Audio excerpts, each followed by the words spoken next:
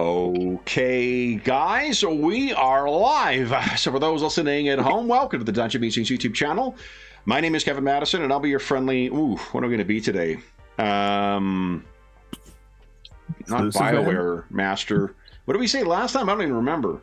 Mass Master? That feels... You could be an elusive man.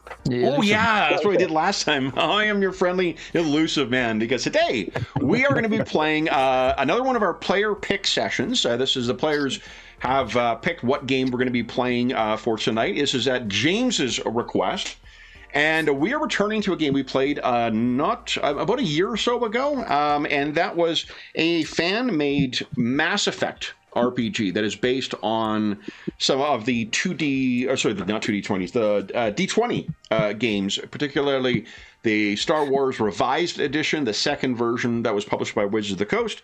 And there's some ideas that are clearly taken from Spycraft second edition, and there's clearly some ideas that are taken from the video games. This, of course, is based on the video games of the same name.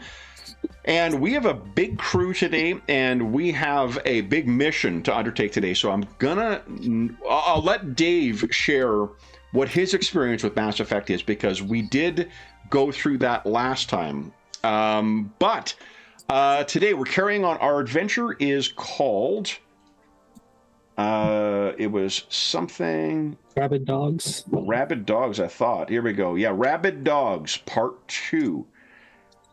And with me are the stars of tonight's session. I'll go with the order I've got you guys on the screen here. Why don't you tell us who you are, who you're playing, and Dave, I'm interested in hearing what your experience with Mass Effect is. So first up, we've got our resident armor smith, Dave. Hey everybody, I'm Dave, and I'm playing Amanda Jennings. She is a human soldier, 5th level, and I played a lot of Mass Effect 2 and 3, and when the first one got redone, I jumped in on that one, and yeah, it's been a ton of fun, but I didn't go beyond Mass Effect 3 because I heard horror stories. Andromeda. About Andromeda. So yeah, I think I own it on Steam, but I've never actually installed it. Okay, very nice. Next up is James. Hi, I'm James, and I'm playing Septimus Korvax, a Turian infiltrator. Very nice. Next up is John.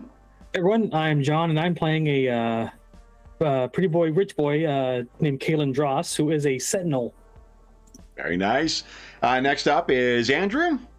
Hi everyone, I'm Andrew, and I'm playing Selvigny Lavoie, a human vanguard who may or may not hail from the Great White North. Very nice. Canadian content secured. And last but certainly not least is Jeffrey. Hey everybody, I'm Jeff, and I'm playing Felix Jaeger. He is a human explorer, and I've never played the games. Yeah, I played the game once, but no, I mean, the video games I'm talking about. Oh, the video games you haven't played. Yeah, no, I think we... Yeah. And what the hell are you doing Everyone else's video game fanatics. I will say, too, I've only played through part of Mass Effect 1, but I have tried to do my homework to make sure I'm up to speed on the setting enough to be able to run the game. If you are interested in checking this game out, it's still available on the website of the author, so I've linked that down below. I will point out that in addition to the actual game, there's a supplemental setting. It says it's like additional material or something like that. It is a 100-page summary of all the different systems and clusters that are identified in all 3 games. So I did not print that last time. I definitely will do before I do it again, because it's a fucking super cool supplement. But let's talk about where we are right now. So Felix and Amanda, we'll talk about why you guys are part of the crew in a moment. But what does the rest of our crew of Spectres remember from last time? Let me bring you over to maybe our first... Oh, I think actually this might be a more helpful one. I remember a really big robot in Cerberus. So, you guys... Does this assist whatsoever? Ferris fields into terminus systems. Mass Effect, folks. What are the terminus systems? Those are the systems on the outside of Allied space that usually have Geth in them, and Yep. pirates and other ne'er do wells. So space Yeah, pirates. they are You never very. find a.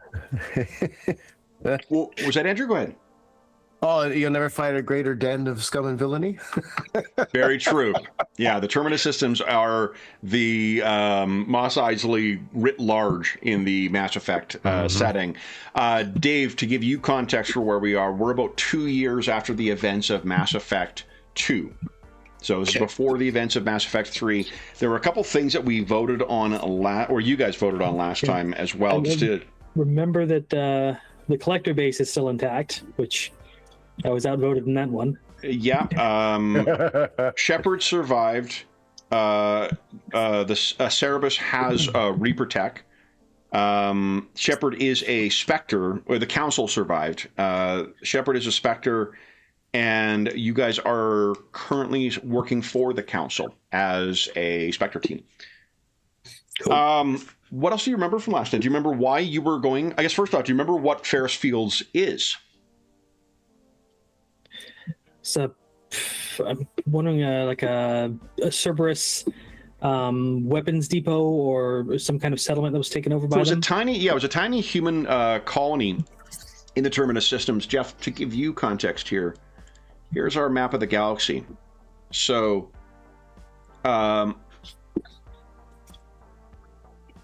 let's see here. This is sort of the Council space and System Alliance space. Where is Sol on here? Sol should be somewhere over in this direction, I believe. Okay, Nebula, do you remember what cluster it's part of? It's called Local Cluster. I think. Local cluster, let's see. Yeah, there it is. Yeah, there it is. I see it. It's right there. Green there. Yeah. Okay, so to give you context, that is where Earth is. Each of the lines that you can see tracing between the orange circles, those are mass relays. They afford, so long as you've calculated to be pointed in the correct direction, instantaneous transportation between any two relays. It's also what allows for the transportation of information. The Terminus systems is this vast area of space at the well, it's not trailing towards, I guess, the rimward side. I don't know. Do you say north and south in the Milky Way galaxy? It's like rimward is towards the edge, coreward is this way, spinward is that direction, and trailing is that direction. Yeah, but I can't remember if there's a difference for what side of the galactic core you're on. No one? I think they might base it on where the Citadel is, because that's basically the hub of the entire galaxy. Yeah. So in any event, that is how far, Jeff, to give you context, that they traveled. The human system is somewhere here and near the, I think it's the, oh gosh, I can't read it because my eyes. Calliston Rift cluster. Yeah. It was a human settlement that was eradicated by the collectors. Do you guys want to tell Jeff what the collectors were? Oof. Yeah, sure. So there's a previous race of aliens during the last cycle when giant space AI aliens came to wipe out life. That's too much. So it's only because in order to get Spoiler. Jeff, there's some other things that showed up that stole humans from it. They just kidnapped everybody from it, leaving seemingly a dead colony behind. Sorry, John. I should have been more specific of what I was looking for. We don't need the full plot of the setting. Also, I was going to say genetically engineered remnants of that race. So yeah, but Jeff's going to go play these games now, because otherwise he's out of the club. So we don't want to spoil anything. So yeah, and sorry, Jeff, that now you've lost 2,000 hours of your life. So what you guys were investigating is, can you guys tell Jeff in a nutshell, what is Cerebus? Or Cerberus, forgive me. Cerebus is a Canadian comic published starring in Aardvark. Cerberus. True. An artist actually based out of my hometown, I think. Kitchener, yeah. Yep. Anyway, Cerberus in this context is it's a clandestine human exclusive organization that seemingly is a bottomless pit of money that does research in literally any scientific field you can imagine, especially biotics and genetic manipulation and genetic manipulation. They're a human-centric organization politically as well. We would equate them to like a hyper-nationalist kind of look if it was in our context. And as I said, extremely secretive and clandestine. Not a whole lot of people know what they actually get up to. They operate in little pockets of space, and they're isolated from everyone else. They're not afraid to be extremely unethical stuff. They will take whatever means necessary to secure to achieve their end. So, yeah, and this setting it's similar.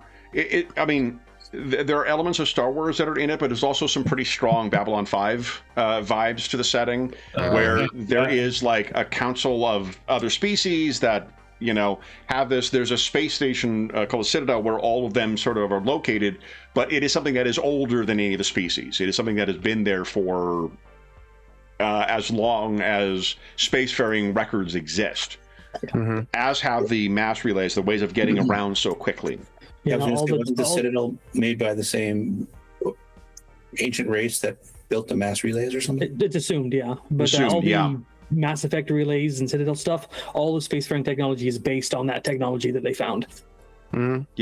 So for humans to be humanocentric and kind of humans, or for Cerberus to be human supremacist, is in contrast to a bunch of other alien races that have very, their own unique perspectives and interests and whatnot. And there are also like greater species and lesser species. Some species are, the humans were the most recent species added to sort of the Galactic Council. Yeah, we found which has led some of the Mars. species asking, why the fuck did that happen? Yeah. So I should say one little important part about Cerberus. It may not come up in our game though, but just for Jeff's context, they're human centric and they're a human based organization. But just to be clear, they are not officially associated with, nor does the human government recognize them. Like there's no official connection between the two. This is not an endorsement. They operate on their own, which makes their seemingly lack of endless resources even more suspect and strange.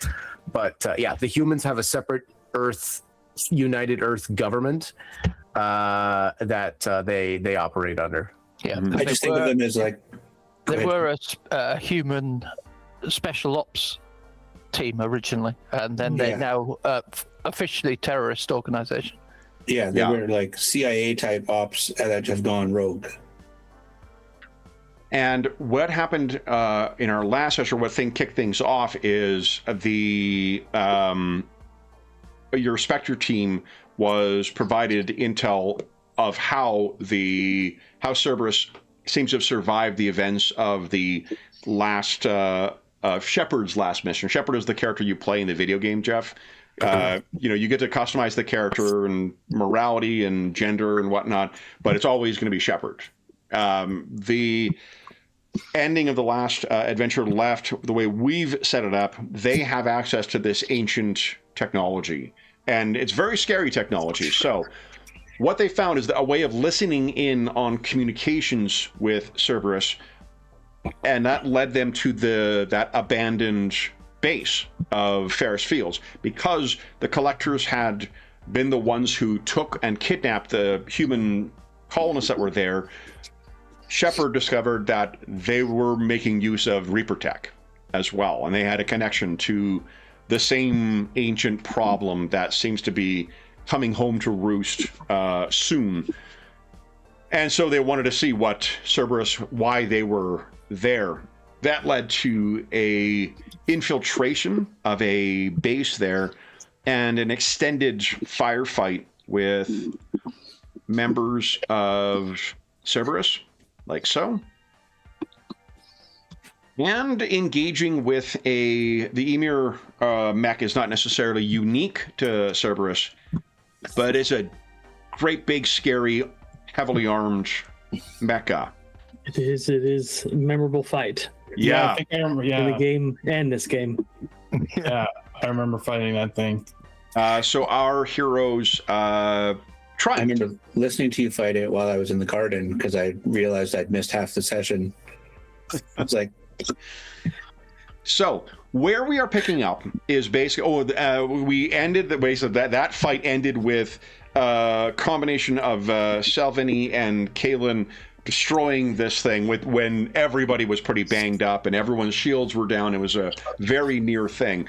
But then you found information because the base on Ferris Fields was apparently a relay of some kind. So to give context of where you are right now, you are a couple light years off from this relay right now. You guys, as a reminder, have the Typhoon as your ship. On the Typhoon, you also have access to Kodiak Shuttle and... Ooh, I think we use this one. This was a more modern variant of the classic Mako, which we're calling the Mako Bago, because it was like a Mako and a Winnebago combined. Fond memories. Yeah, so you guys are back on the Typhoon. Here's what I'm going to assume is that, now, do you go by Amanda or do you go by Jennings?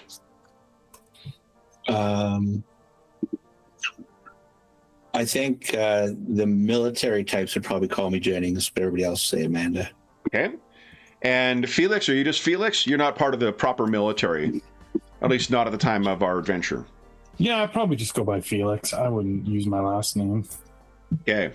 So, I'm assuming the two of you have been on there. One of the reasons you're part of this now, Felix, is because of your experience in the Terminus systems. You are very much the sort of like ne'er-do-well, have lived among a dozen alien species, where the pirate haunts are, where the all the sort of not obvious dangers of the Terminus systems will be located. That's probably why you came here to help out with this. You may have had a connection personally to Ferris Fields as well, too. There was a whole human colony there that was wiped out by the collectors. And in the video game, at least one crew member lost a brother there. We'll assume that the rest of the crew has come back, having faced a much stiffer opposition than what you initially did. But do you remember what intel that you had? You were able to access the computers here and find where they had primarily been communicating with. Don't think I kept notes on that. Yep. I think we were distracted by the Emir. Neferon in the Columbia system in Voyager cluster. Let me show you where that is in relation here, guys. You are currently a few light years off, not a few, you're quite a few light years off from this gate here in the Terminus systems. Voyager is right down here. Which means minimum, I think it's 3 relays you're going to have to pass through in order to transit to there. And then you're also going to have to travel at the speed of your vessel another 2 days in FTL in order to reach the Neferon system. Now, Septimus, you actually do not need to roll for this, because there is something that you would know about that system. Your race has been a spacefaring race for longer than the humans have, so they probably would not be aware of this. But one of the kind of triumphs of Terranian or Turian technology was the development of something called the interferometric telescopic array. It is two different systems, one that's actually based in the Columbia system, same system where Nephron is located, and another one that is, I believe, over somewhere here in the Attican Traverse. I don't remember precisely where, but with those massive orbital arrays, they mapped the entire stretch of the terminus systems. Something that occurred very, very long ago, so it's not really an active thing, but it's one of those, once you've built this sort of apparatus, there's really no reason to dig it down. The other connection that you have to Nephron, do any of the players remember what Shepard did on Nephron? It's only a side mission, I think, so it wouldn't necessarily stand out. Oh, I've done all of them. It's been a while since I played. Cerberus base. There is a Cerberus base that was located there. Okay. That was involved in unique genetic experiments. You may remember going there because there was an admiral who was killed, and you went there to avenge him. I was there a few days ago, so it's embarrassing. I didn't know. Didn't have anything to do with something with Mon, its last name, is it? No. I can't remember what the admiral's name is. He's long dead by this point, so... Yeah. But in any event, that is what Nephron. So Nephron is otherwise, there's nothing really significant about the Columbia system. The only things that are of note in there are the Cerberus base that was located on Nephron, which is the second planet out from the sun, and there is on the very edge around a planet called Gromar is the one half of the interferometric telescopic array. So one has a connection to Cerberus, the other has a connection to the terminus systems. Do you think having both of those there is a coincidence? Probably not. So, you have returned, you processed this information. Septimus, I'm assuming you've shared this information with everybody. You guys, I assume, do not have access. I can't remember what it's called, but there's a device that does allow for instantaneous communication. You are not equipped with one of those. So, your comms are going to be minimum 2 days delayed at this point in sending out and coming back. You are 2 days at FTL off from your first relay, and then assuming you're going to take the most direct route to the Voyager cluster, you're going to have 2 more days of information, or 2 more days of travel. You have access to the extranet so long as you've got access to a comm buoy, but the further away you are from a lot of human systems, the less reliable and less quick that system is going to be. The other thing I guess you guys would know is that there is... it's uncertain how Cerberus is communicating with one another. So the amount that you wish to make use of those things. What the base level of information you've got on Nephron and the Columbia system in general is that apart from like a skeleton crew of Turians, there's no one else that's left there as far as you know. So, but of course, what the council may be up to, that is another question. So, we're assuming you guys have all arrived back on the Typhoon. 2 days of travel at FTL in order to reach the nearest mass relay, and then it'll be once you get into system. I want to say Eep. No, it's not that. I can't remember what the mass mass relay in the Voyager cluster is located, but it's 2 days of travel. I know off from where it dumps you out to get to Columbia. Amanda, Felix, this is the first you've heard of what's happened down on. You knew that there was communication referencing this base on Ferris Fields, but you did not expect to find not only a pretty armed contingent there, but also, bringing along. You don't bring a emir mech along unless you're expecting a fight. So, what do you make of what your squad mates have brought back to you? What else do they have down there? That's What are they protecting? What were they protecting besides the information? Relay itself seems to be the case. It does seem to have. There's packets of information that will be sent out elsewhere. So, with further study of that will definitely potentially uncover other things. It's the focused, active communication that, what do you call it? Encrypted with Neferon is the thing that was of particular interest. There also may be some value in analyzing that information, because currently the way you've been tracking and kind of listening in is because it's on Newsnet information on the extranet. That's how, at least in human space, that's how Cerberus has been communicating with one another.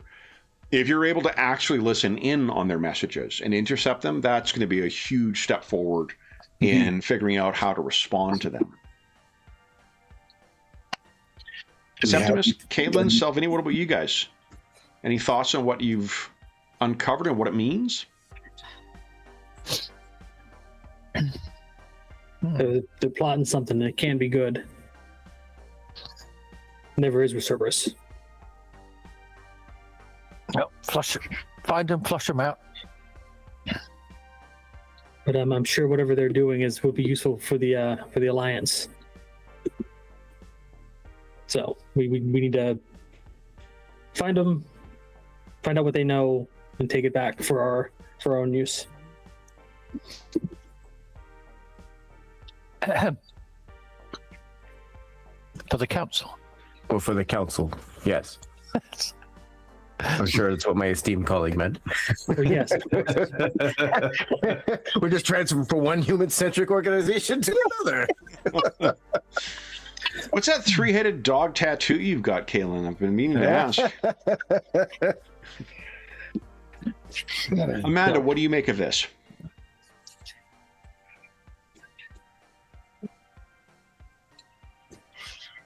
Amanda? Oh, sorry. It cut out there, and I was like, I thought it said Septimus. No. Yeah, we definitely need to. I would try to, if we can try to intercept what Cerberus is doing, pinpoint, and then she's a let's go and stop it right away kind of thing. Okay. So you'll have 2 days of travel, where you'll be nowhere near the human space whatsoever, or any, apart from some colonies. Is there anything you guys wish to do in that time? Any research you wish to do? Any messages you want to send back to your handlers on the council? Any questions you have about the region or what to expect? No idea about what to expect, but anything we can, any data we can look up, whether there's anything in the ship's logs or databases, or if we're just gonna have to kind of get there and scout ahead. Yeah, anything we can know about the planet we're going to be landing on too, because dangers. Any life we got to be prepared for. Can we do some long-range scans before we go now? Once you get in system, you can. You'll start at the edge of system. You'll have to make your way in. If you are curious, it's going to take you about 2.5 hours from when you exit the mass relay in Columbia, or sorry, when you enter the system and begin entering at sublight. It'll take you about 2.5 hours to reach the actual Neferon. There are 2 asteroid belts in the Columbia system as well. But there's nothing else apart from the Turian relay and that base. There's really nothing else significant in that entire system. That none of them are habitable worlds, so it's a good sort of out of the way system where there may be a reason for some ships going back and going there and leaving because of the maintenance of the interferometric telescopic array. I'm going to call that the ITA from now on because I don't want to have to say interferometric anymore. So it's funny. I'm glad I wrote it down because I was like, oh, maybe I'll remember it. I'm like, there's no fucking way I can remember that. But yeah, so there's apart from the maintenance of the ITA, there's not really any other reason as far as you know. Are you reporting back to the council? I was gonna ask, should we report to the council? No, that. I mean, I'm sure they'll kind of tell us exactly, in terms of direction, they'll tell us exactly what we're already kind of planning, proceed, investigate, keep them posted kind of thing. But, on the off chance that they hear anything else or that they're able to provide any additional information or additional support or resources should that become necessary. Yeah, that'd be good to keep them in keep them informed. Yeah, and probably do it with an encryption at the very least, just to make sure. Send the message of them encrypted? Yeah. Okay. Because you never know if Cerberus is listening on stuff. Yeah, and it should be, if you're sending that message as soon as you leave, it should be a matter of 3 days before and then you'll get a response. Because it'll be 2 days for it to reach. The message will be traveling effectively the same speed you guys are. And then once it hits a relay, it'll be instantaneously transmitted because it'll have priority over anything else. You get an instant response. Anything else you wish to do with that time? I mean, there's a small thing, but do we know if Columbia got cleared out of Cerberus after Shepard was there? Did council forces go and sweep it up, or? So what you would identify with the records you've got access to right now, you would initially find that there was because of the prevalence of that kind of thing, where there are these secret bases that are set up and seemingly many of them, there has been sort of a cleanup crew, as it were, of effectively combat engineers that go in and then deal with that. But what you see is that there does appear to be, that appears to have not actually been dispatched, for one, and it seems to have been at the request of the council.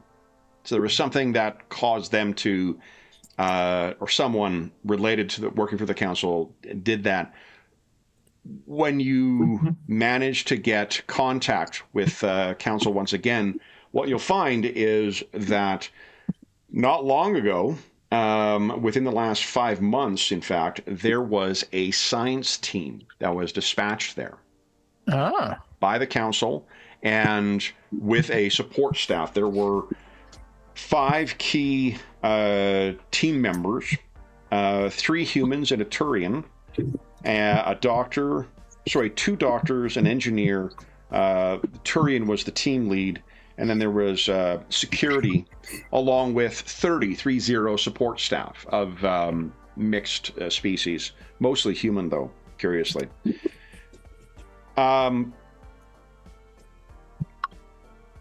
They, I suppose, can ask if you want them to contact the council, or knowing that, or contact the science team, or knowing that there was communication from this known Cerberus base with them, whether you wish to wait till you arrive and see what the circumstances are on scene. This does seem suspicious, so my suggestion is we go in silent. And then announced. Do some recon and figure out what they're really up to. Okay. They will respect your choice. Anything else you guys wish to do? Doesn't take long before you're going to be in the first relay, and then it's a matter of you'll be able to fuel up any place where there's a station or there is a what do you call it? Relay. You will be able to fuel up once again. You guys did save up credits for that, right? From the last session. Make sure to check the pockets of all of the Cerberus guys. Yeah. Okay. We sold all their kit. Good. Gotta get that gas money. Exactly. It's cool Does they've got our the rules ship for it. have like if we're gonna jump into the system here in terms of like, because Dave's comment about like scanning and trying to get a lay of the land. Can you remind me? Does our ship have similar kind of like stealth technologies as a certain other ship that we may or may not be filming with? So is it just we're there and we're gonna be hot and loud? Well, where you'll be arriving is in edge of system, and then you'll be approaching. The degrees of scan relate to how close you are to the planet. Right. So, like, once you get in system, you're not going to get full particulars of every planet that's in the system. You are aware that there are 4. Is there 4 or is there 3? 4 in this system. I'll put in chat. This is from the edge of, or maybe from the sun out, I'll tell you. Here. And we can expect that not every place we approach has super high technology to scan every inch of sky to. And that's exactly we what can just swoop in on if we know it's on a certain side of the planet, we can swoop in on its dark side and land if we need to. Right. Yeah. I think that's kind of where I'm going with this question too. That like if we're not being able to pick up anything on of them, then the same goes the other way around. They might have slightly longer range than we do because they can build a much bigger relay on the planet or whatever. But that it's good to know. It's also going to come down to like crazy when we go through here. It's also going to come down to what kind of scan you do as well. An active scan will give you a lot more detail. An active scan will also probably alert anyone who has passive scans active that you conducted one. So that said, the sensors on the Typhoon are pretty incredible. So you're going to be able to, so long as you're in orbit, if there are placed, points of interest, as it were, particularly on places like this where there should be nothing of interest. If you were on one of the larger, more populous worlds, you're going to be overwhelmed with sensor returns with this. So like it's a needle in the haystack kind of situation. But when there are few sources of certain metals or certain power sources or so forth, that is where you're going to be able to do that. So that is from the sun out, Clogia, then a asteroid belt, then Nepheron, then Otalia 10, then another asteroid belt, then Gromar, and that's where that the ITA, the Turian ITA, is located. At present, the only places that should have any living creatures, at least any sentient species that make up the council, maybe a handful at Gromar, maybe, and then the science team at Nepheron. Okay.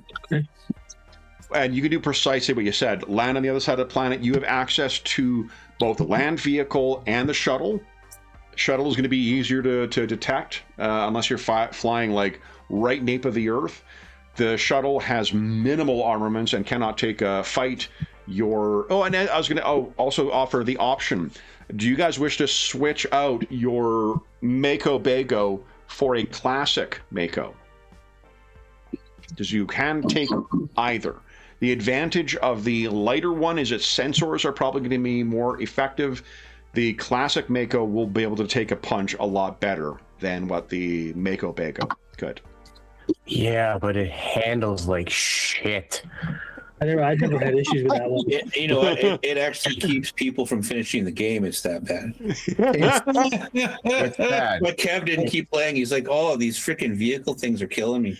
Honestly, that was one of I'm a Jeep driver. Like, as soon as I got to that part of the game, I'm like, this is amazing. This is awesome. Like, you'll be sad to learn they got less of those as the games went on. So. Yeah. Oh my. So your choice, guys. You can choose to swap out, or you can keep the Mako Bago that you've got. What do you think? Or you can use the Grizzly, the shuttle. You have a preference? Go full tank. I think. Which do we think? I mean, the Grizzly is going to be probably the least stealthy. Because it again, like, it runs really hot, so it'll trigger every sensor in the area. But we can generally get very, very close with it.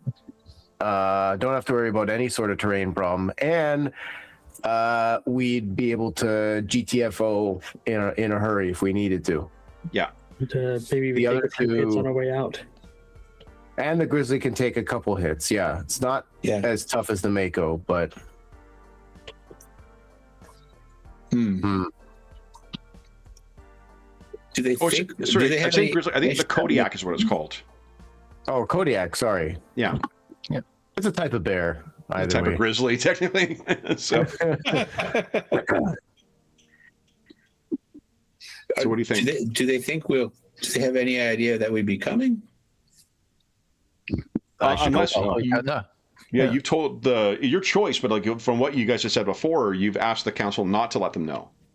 Okay, then they're not going to be looking for their science team. They're not going to be on high alert. Yeah, so long as they really are a science team and there's no Cerberus there. True. Maybe we should take the Mako then.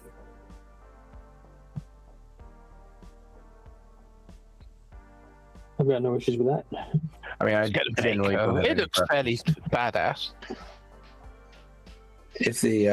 If we're finding that Cerberus is in places where they shouldn't be, and we're anticipating some kind of Cerberus presence and/or resistance, then maybe we should be well protected.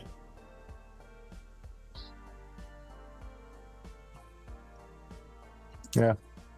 I was just checking to see if there was a penalty for handling in the game. Now, you guys said I didn't notice it before, but that would be pretty funny. That's the soldier saying, "Hey, we should be armored up," but I'm not the only one here with a say. So, yeah, so it's got a 100-foot jump, can carry up to 5 troops, capable of being dropped from over 1,000 feet, and can move in any non-aquatic land terrain. So ideal for here. 90 miles an hour, and one pilot, one gunner. It's got a pretty effective a heavy machine gun or cannon on top. There's a heavy machine gun and there's a cannon. Cannon, guys, does 10d8 damage. It sounds big. It's pretty big. It's great when you're shooting individuals. Yeah. Really. Those little guys on the side of the road that are shooting at you, and you're like, what are they doing? Boom. Oh, he's coming. All right. So then, Felix, you're the only one who's not part of Spectre. How are you feeling about this Cerberus organization? I mean, they sound dangerous. I'm concerned. Yeah. What do we have? Enough information to shut them down, or what? Or at least maybe enough. At best, we can hope that we'll get enough information to shut this operation down. do they know that we have this information? I guess is my concern. I don't think they do. I certainly hope Good not. question. Let's take a look here. That'll be accessing. So. That would be available in the data that you guys took from the base at Ferris Field.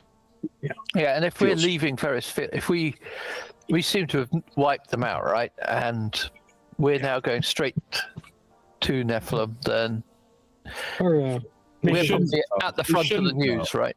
Yeah, they shouldn't know. well, main concern is whether they got a signal out before we finished them off. So yeah. So I'm going to assume aid another in this is a DC 10. So I'm just going to suggest Septimus and Felix are working together. Septimus, you are the pilot of the Typhoon, by the by, because you are the one with the best piloting score. You will have support staff, and if you guys want to add personalities or whatever else to them, you're going to have some people who would be working on here. this is like the Normandy, where you're going to have, you know, the medical staff, and you'll have bridge crew and whatnot.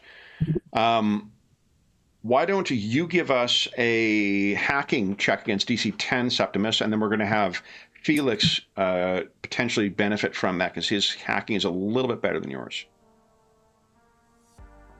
Nice.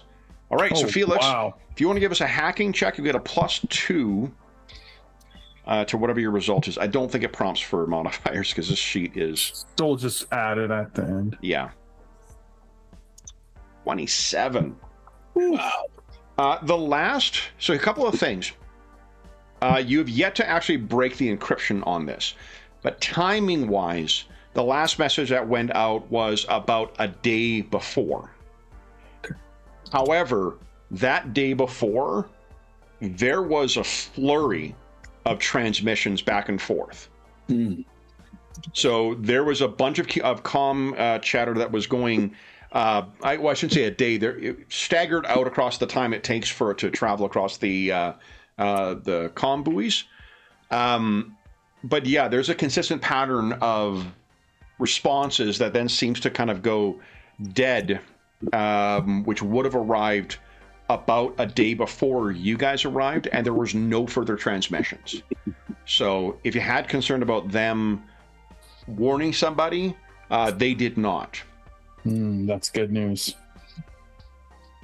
Less good news. Did it not seem like there was room for a lot more people in that base that you were at? Oh yeah, it seems like leftover skeleton crew. Those wrapping everything up and ready to leave. Yeah, like the team faced like 3 or 4 Cerberus soldiers and an emir. And contextually, that's a pretty impressive piece of military hardware with a handful of guys.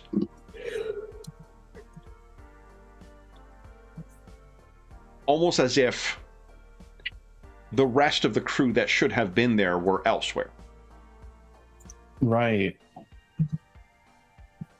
Right. So they may be here. Quite possibly. We could be walking into an army.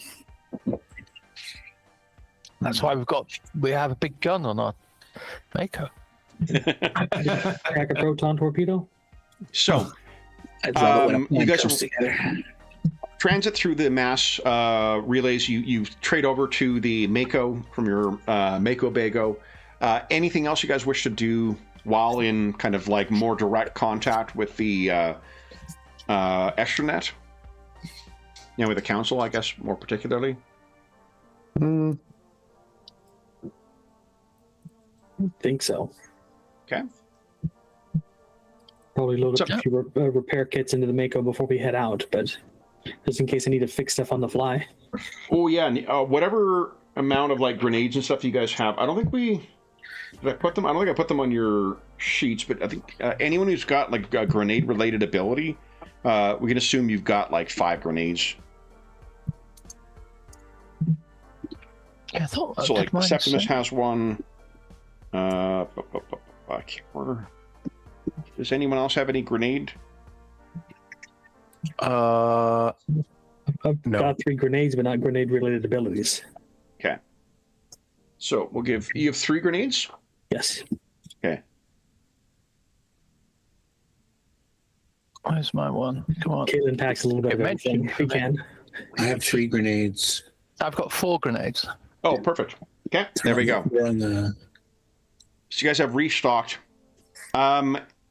Once you guys arrive in system and begin out of the nearest relay and begin the FTL in towards Columbia, the last update you get from the council is still no contact from the science team.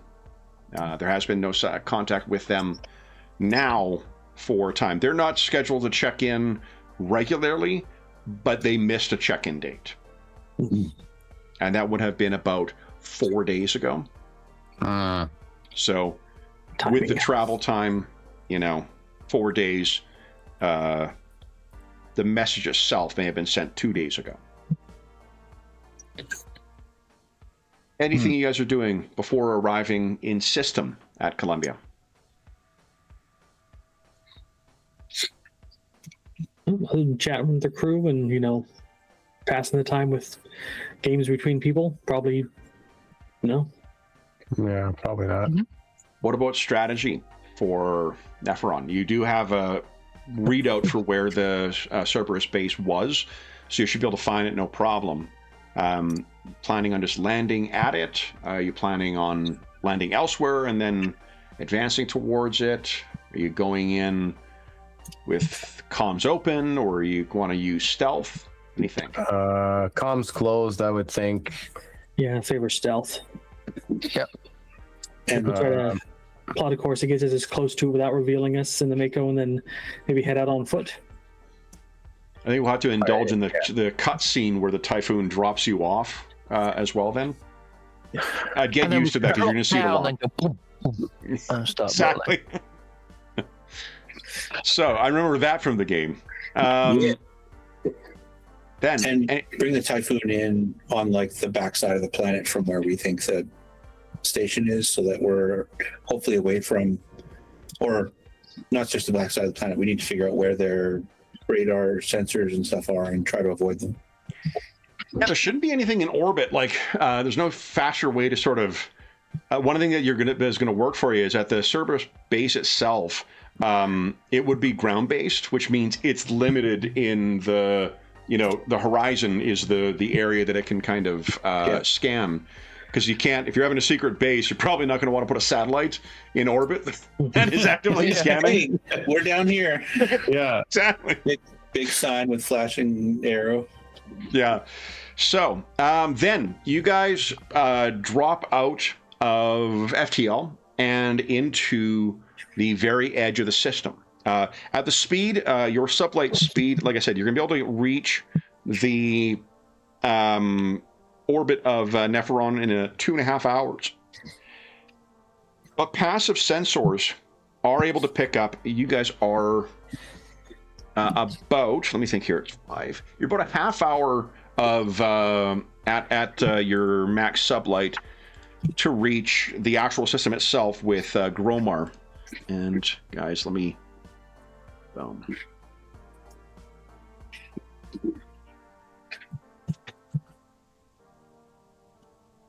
There you are. And Septimus, how does Septimus feel about the accomplishment of the ITA? Like, it's genuinely one of the most impressive wide-scale developments of the Turians. Turians have many accomplishments behind their long history, but it's a pretty fucking crazy piece of scientific, scientific discovery, and unmatched by really any of the other species. Well, there you are. Turian superiority and a wise investment by the hierarchy. So perhaps it's with that in mind that you can't help but just, not necessarily an active scan, but, taking a look at the passive scan. It is a series of satellites that are positioned around Gromar, all sort of working in concert and coordinated to sort of study one specific area. And there is a sort of control mechanism, a station that is sort of the way of coordinating this lens to interact and coordinate with one that is, dozens, if not hundreds of light years away in some other place. And there's something curious. Yeah, I'll be wanting to listen in that there's any sort of Turian signals or signs of life, and that it's Turian and not Cerberus. Yeah. So why don't you give us a electronics check, please? You're going to get some information from this anyway. Also, we don't play with this the game doesn't have this, but since we play with luck in so many other games, you guys want to play with luck tonight? When you fail a check, when you fail a miss or whatnot, you get 1 point. Okay.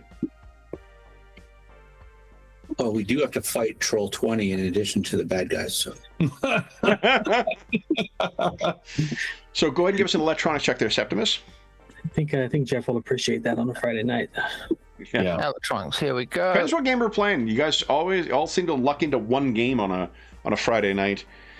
That's a great roll. So any 3.5 base game, I'm gonna have fun. Here is a couple things you'll pick up here. Let me see. So you don't have any research stuff on this, but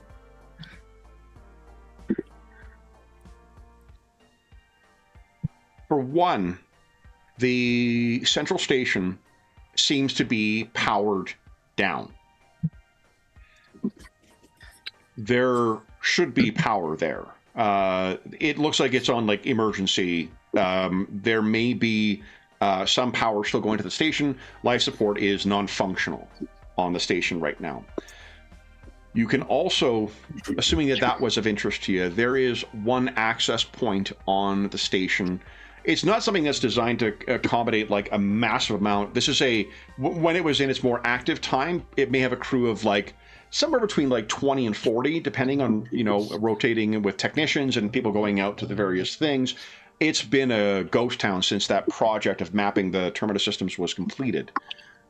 One of the doors for accessing a airlock, that seems to have been destroyed. But of more interest to you is the human shuttle that seems to be drifting close enough to it that you'd think it may have drifted, it may have been connected to it, supported by the busted airlock on the shuttle as well. And can I detect what kind of shuttle and what livery it's in? You can. I mean, I don't know. It's definitely something that would have been issued by. Is a human built, but it is associated with the council.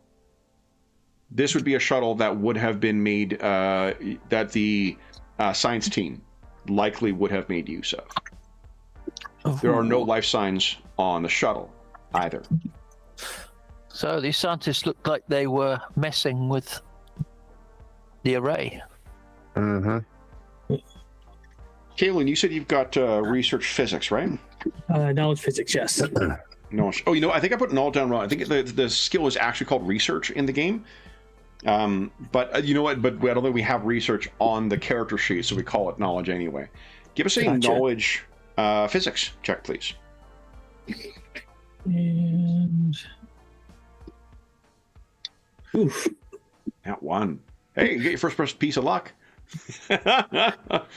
What you're, I think that whatever you are looking at in this, you can't make heads or tails out of this thing. Imagine the complexity that's required to act as one of two lenses to discover and study something on the far side of the Milky Way in detail. So, Septimus, you are at the stick, as it were. What do you share with the rest of the crew? I'll tell them everything. So it looks as if this Turian array has been attacked.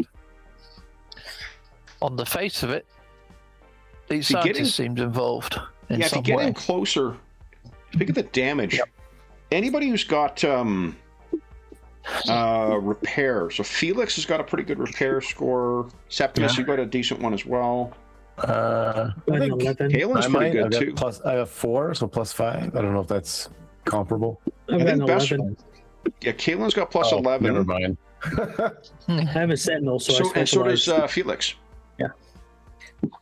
Yeah, let's get closer and see what caused the damage. It seems like the shuttle got ripped off, but is there maybe more we can... Yeah. So if we see the Typhoon arc over towards it, you're there in a matter of, it's a half hour to get to there. So when you get to Gromar, you're easily able to get into orbit. What you can tell, Caitlin, just from a physics perspective, like there's power. The station itself is much bigger than the shuttle. Station appears to be in the same position that it should have been. The shuttle is drifting close enough by that, like, something may have set it in motion, but it has settled into a lazy orbit at the same rate as what the station is. The station has positioning thrusters, incredibly advanced ones that have kept it in orbit for centuries. The shuttle is close enough that the orbit of the shuttle has not started to decay. This must have happened quite recently. Gotcha. Once you get in closer, what would you guys like to do? You can, Felix, if you want to give us a repair check, and Kaylin, why don't you assist with that? I definitely will assist. Let me go ahead and roll my assist roll. There's a 10. Nice roll. Oh, +2 to your check then, Felix. Except for my nat 1. Yeah, really. 29. 29. So just from studying the damage, here's something interesting. The damage appears to have been the markings on the station itself look as if some kind of improvised explosive was used to damage the docking mechanism on the shuttlecraft. There's remnants of the docking mechanism that would have been on there.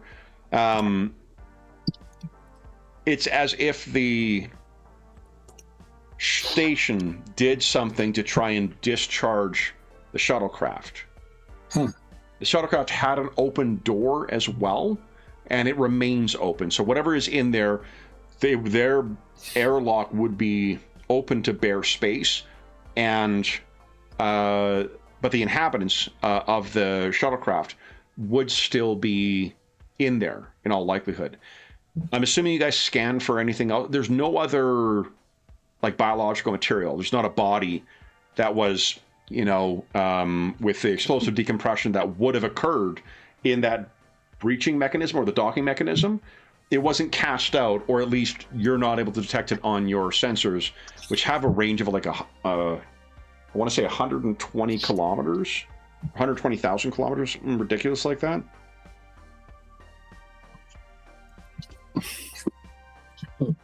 No life signs on the shuttlecraft, no life signs on the station that you can detect.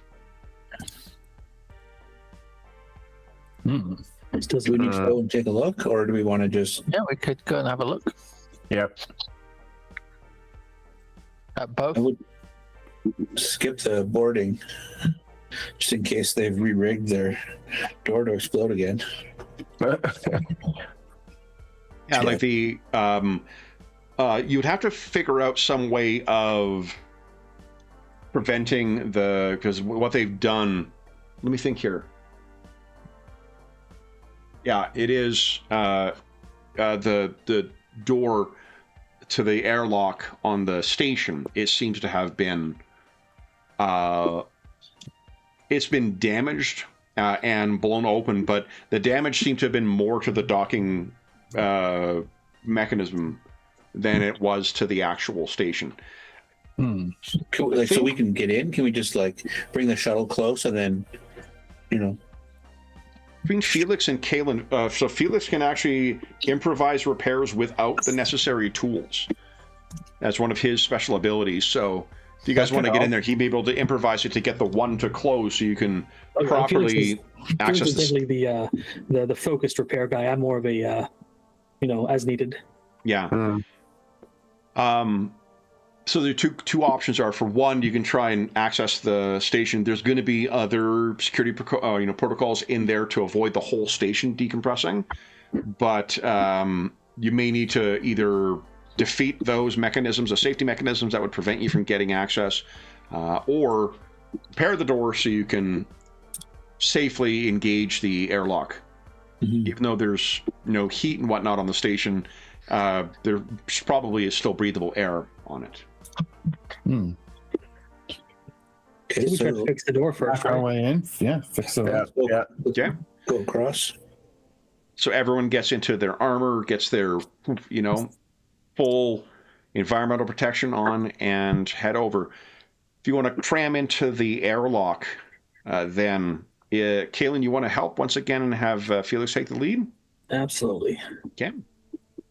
You said electronics or repair? Repair. Repairing anything is always repair. Operating something is electronics. and then it'll be decrypt to try and get this mechanism to open, unless you get a really good roll. So +2 on your roll there, Felix. For repair or decrypt? For repair. Oh, repair. Okay, sorry, I was confused. Which one? Oh, 20. I literally cannot fail an assist. I have a +11. Oh, nice. Oh, no, not one. Not one's always a fail. Oh. So the D20 game, John, come on. What you are able to do is the 5 of you, forgive me, are able to cram in. Felix, your repairs are so good that whatever safety mechanism had been engaged here to prevent someone from accidentally opening the internal airlock door, yeah, it doesn't realize that there was damage. It has reset. So you guys are free to open the door. Impressive. Yeah, press the button, I guess. So, Step back. I'll take point. You'll take point?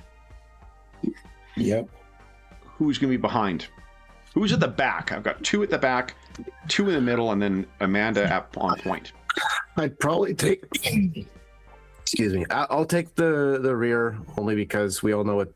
If I really want it, if I'm needed up front, it really doesn't take me long to get there. I'll take second to last, I think. Right. Okay. You're in the middle. Felix, Septimus, you have a preference?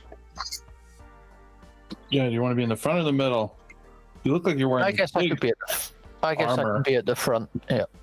Okay. I think I might get my tech armor going just in case. Okay. So I think the tech armor, doesn't that have a maintenance? It actually increases all my cooldowns is what its maintenance is. But it does take 2 tech to activate. Yeah. Yeah. Okay. So that will cut into your whatchamacallit, your actual points. My barrier is the one I got to pay for every round. Okay. So guys, let me bring you in here. Okay. Let's go. Gives me 9 extra shields and a DR. Okay. So the door opens, and this is what you find. There is no lighting. There is no there's emergency power, no heat in here. If there was any living Turians in here without environmental armor, they must have died. Do we need to go space by space, or you want us to? You guys can go slow along here. What you would know is that there is a the sort of main control bit is a little further in here, past the hab units. The grid doesn't align to the spaces on the floor, just so everybody knows. Oh yeah. Yeah. They're different sizes. Yeah. So, do we want to check anything out along the way? In here, it looks like there are some initial access points. You may be able to gain some information here.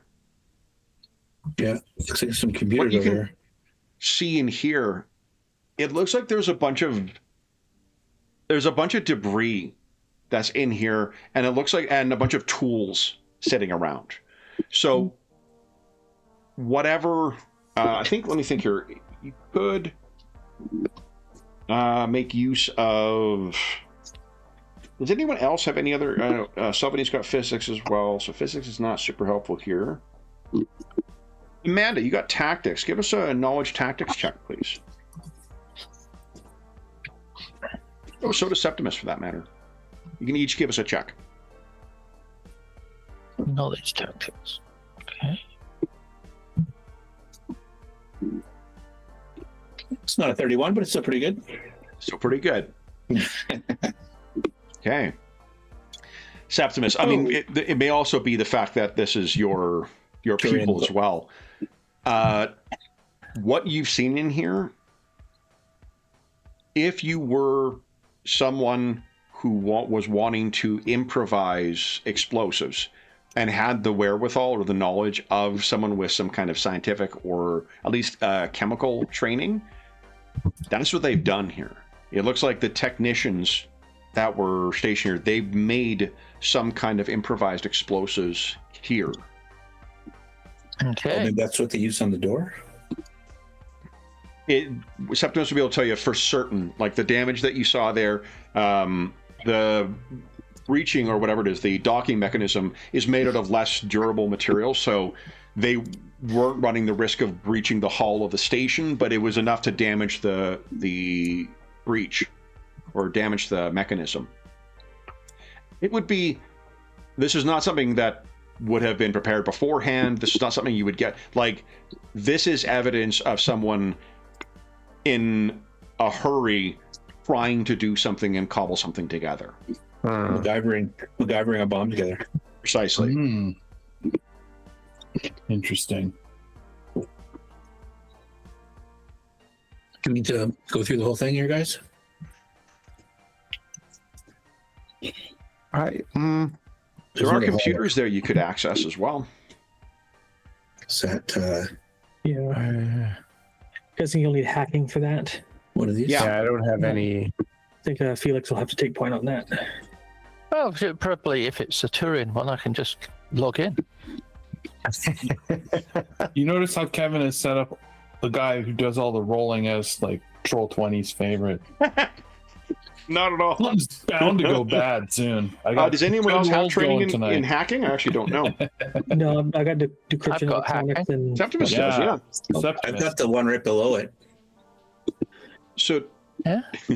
Heavy weapon. so Felix, if you'd rather take I can aid. you'd rather- aid. yeah, go ahead and give, so Felix, give us a hacking, a DC 10. There we go. I'll help you out. There we go. Okay, you got +2. And then Septimus Septimus hacking. at 20. Oh, Oh. yeah. See? I at this. nudged the human explorer aside. All right. We got this roll I'll take 23 my down. friend. So here's a couple of well, with a nat 20, you're able to get an enormous amount of information from this. So, for one, someone seems to have been trying to make use of these terminals to affect and redirect the array. You would know from this that you can't do that from here. You have to do it from the sort of central control. The amount of processing and little things you need to monitor with it, that needs to be done deeper within the station itself. Whoever tried to do that, they seem to have as much ease of accessing it as what you did, in a sense of using Turian phrasings and Turian access codes. Nat 20 does seem like they were also trying to make use of council designations.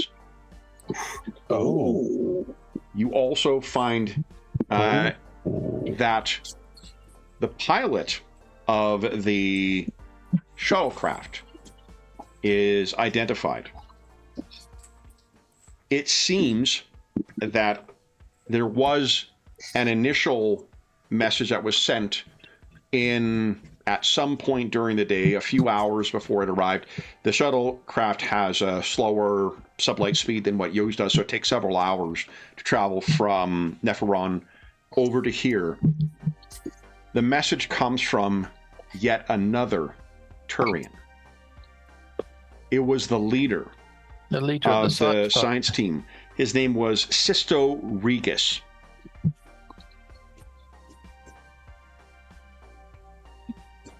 He was the Turian leader of the team. What he said and the tone seemed urgent. And he was intent on communicating with the Turians, not with the council. But using council.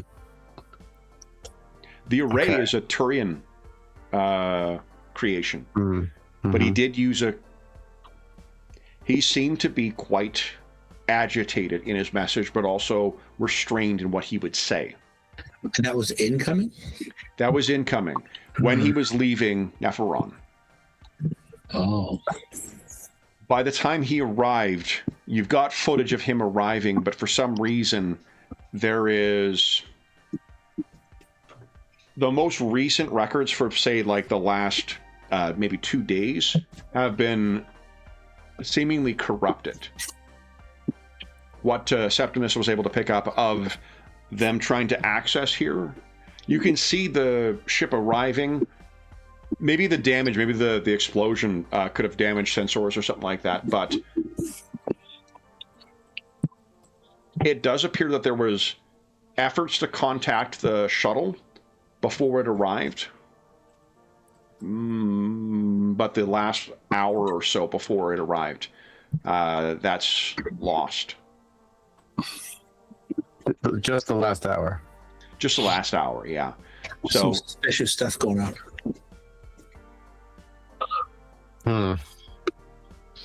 So clearly he wouldn't be Cerberus, this sister. no. But maybe he came across something that caused him anxiety and brought him up here.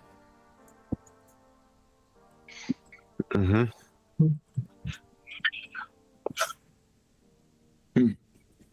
Okay. And if it sounds like it was him trying to reconfigure it, although he didn't know enough to know where to do it from, because he didn't go to the guts of the system, right? Yeah, like, and that's something that's curious. Is he was leader of the team because of scientific expertise, and obviously, you know, being a expert in one area does not make you an expert in all areas. But if you are Turian and you're coming to the Nephron system, you fucking know about this array. This array is one of those major accomplishments of your species. You would think it would be a mistake that someone with his training and his cultural background would not make. Unless it was absolutely necessary. Yeah, and like what kind of threat would you have to be facing for you to lead somebody here? And the array is it's a telescope in the sense that it collects information from a distance and imaging and whatnot from a distance. It's not a transmission device, though. It's not something that you would use to transmit comms. If he wanted to transmit something, he could have done it from the station here. Now, can we tell what the where they were trying to point the array at? Not here. No, not from what you've got. Unless his research station is compromised and he wasn't able to send a message, and it was urgent enough that he had to escape the research station, get to here, and hope that he would be able to. Yeah. Kaylin, would you give us a another knowledge physics roll? Something's been eating at. I seen you roll that nat 1. Yeah, it really bugged me. There it is. Troll 20. There you go. You know what it is? Like, because of the, you know, the amount of information and the how old this thing is, like, you're not constantly running this thing. There's diagnostics and there's system things to make sure it's active, but it's really more a relic than it is. It's such a highly tuned and coordinated apparatus or instrument. It's not the kind of thing you can kind of easily repurpose.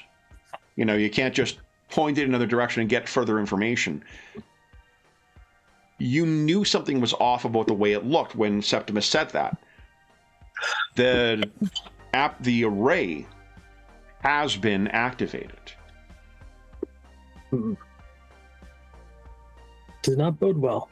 You can't tell where it's pointing necessarily, but it's definitely, that's what was bugging you about it. Has been position altered and activated. So we can triangulate where it sent a signal to? Any information such as that would have to be from the core. Okay, well, that's our next destination, folks. Yep, we got to get deeper. Oh, so where it's sensitive, let me just clarify two different things. If you're asking where it's pointed, that would be at the core. If you're asking whether there were any comms sent from this location, there were not. Could have been received or tried. So What's it looking at? Can't tell from here. Yeah, so like I'm wondering if you're a scientist and you know something, and you know you can't send comms, what would you do with a giant telescope? you would point it at the thing that you want to draw attention to. Or the place that needs help, or the danger, or something.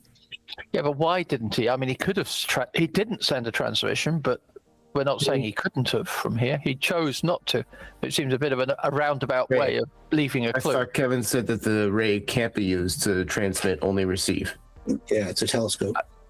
But it presumably has comms of basic. Yeah, and that's what I said. The comms, no one has sent anything from comms since that. Oh, even shuttle just arrived. basic comms, you're saying? Okay. Yeah.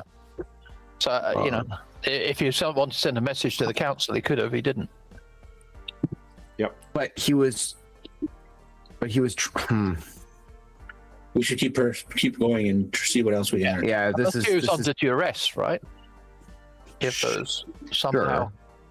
Maybe. But if he had come across something and it concerned him, he would want to get some help or some message out to whether it was the council or at least the Turians. Yeah, and that's why I'm leaning to the duress thing, because as you say, if he'd got up here, let's say they'd lost all comms on the planet, Right. and when he got here, he'd have sent a message, and he didn't, which is weird. Either he didn't or something stopped him from doing Yeah. so. But we don't see any evidence of a struggle. There's no body. There's no blood anywhere that I'm like. There's an these Kevin explosion didn't at- describe. There's an explosion at the door. And True. a shuttle with its door blown off. He could have been captured. Well, I mean, we're not going to learn anything more unless we. Keep going. There's too much speculation, like too little to start drawing any conclusions here. Yeah. There's another hallway down here. I Okay. shall. Seems to me that if somebody blew open the door, it was either a means to keep people from boarding. Let me take point. I will Yes. put my cloak on. Oh, nice. Okay. So that's 3 tech Is that- points. Oh, tech points as well. Love it. Okay. Okay, so And And does yours cost anything to? it doesn't maintain- need sustaining, but I can't use any other powers. Oh, I love that. Or- For both those my abilities, goodness. that's awesome. That's a really cool way of allowing you to do precisely what you're doing, right? Like get yourself ready to go into a fight. All So- right. So it I'll does appear. unslung my rifle and sneak my So- way. Look at that. forward. If you go down, so the way to get further in is going to be to your to the west. But if you look down, look at that. Look how many HAB units there are in here. This place would have had in active times like dozens of Turians working here. yeah, and where are they? Well, it's been decommissioned. Well, it was It's been on the decommissioned, it skeleton just- crew. These are all historical positions and whatnot. So, So we need to go. I need to go to the west. okay, let me grab everybody. Give you a chance to. You must gather your party before venturing forth. Okay. Baldur's Gate. Neverwinter Nights. What are you talking about? You know they got it from Baldur's Gate, right? Icewind Dale? What? Yeah. Baldur's Gate 1 and 2, then Icewind Dale, and then Neverwinter Nights. That all stem from Baldur's Gate 1. I think the important part is that they all featured this well-known meme. They're all also made by the same company, so. Well, yeah, fair. Black Isle. It will be to the south that you will wish to travel afterwards. But here's something that is of interest. You can imagine you've got the lights on your armor illuminating ahead as you go. More quarters along here. You can see that there is evidence of the discharge of a weapon in here. The walls and the ground are damaged. Anyone have any skill they think that might help them identify what kind of weaponry may have been fired? being Turian. Oh. Maybe guessing our elite soldier might have skill, like tactics or something. Tactics, I'd buy. I'm trained in tactics, but Tactics. Yeah, maybe tactics, Salvina and okay, Amanda would tactics. help him, I think. Yeah, go ahead and give us a tactics check. I mean, Knowledge tactics. Yep, knowledge check. Yeah. Yeah. Yeah, I've only got a 7 in that. It's not bad. Okay. Go ahead. So I put 20s on these dice. Salvini, nicely done. This is. Let me double check.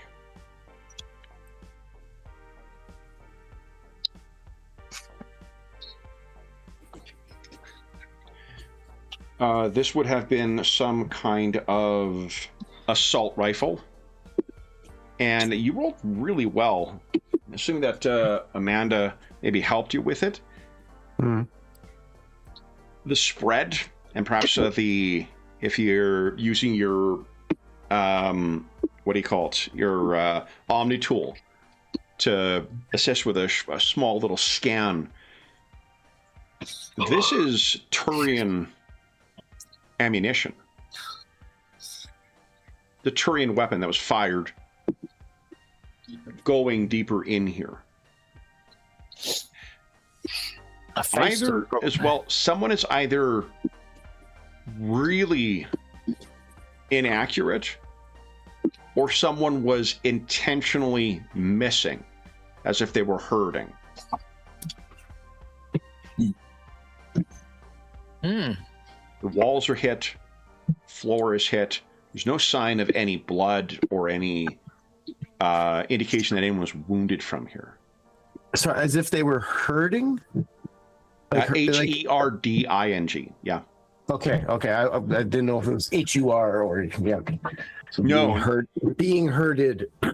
Yeah, there's no sign that either the gunman or woman or person was injured.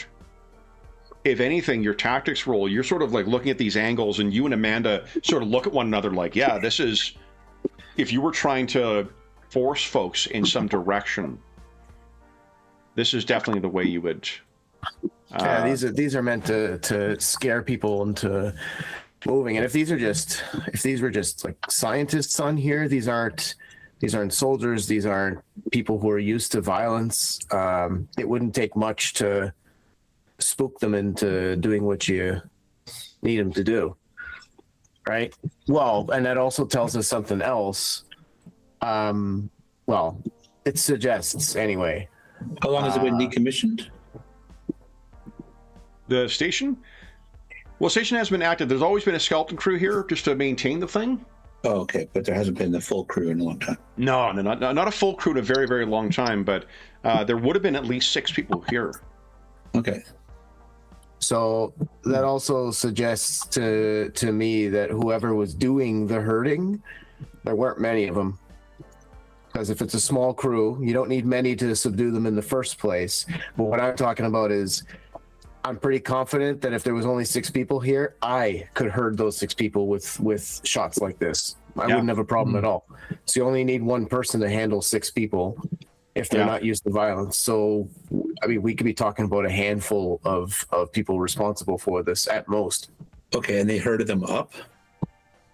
Herded them in, to the west. To the west, okay. Oh, more to the west. Yeah, more. Well, So then what's up? If they came from the east, then what's down here and up here? This is the direction towards the central core. There's one sort of storage area before it, and then you'll be getting down into the actual core itself. The westward. If you're heading westward, and then at this junction, head south. Okay. And then what are these? Are these corridors? These are all quarters. You can go down them. You guys are free. I'll tell you if something bad triggers. Sure. I'm gonna venture down a little bit. Do the So are the imagine- doors like automatically opening, or do I have to? Yeah, you're able to trigger them and they'll open up for you, but this is like the equivalent of kind of like going to a ghost town in North America. You know, if you've driven through any of in California or Alberta or any of the places that had, you know, mining or whatnot at a time, there's still remnants. Like most of these are cleared out, but some of them still have like mementos and things that were forgotten behind by, you know, Turians who have been dead for centuries when this place was active. Doesn't appear that anyone would have been down here, though. Okay.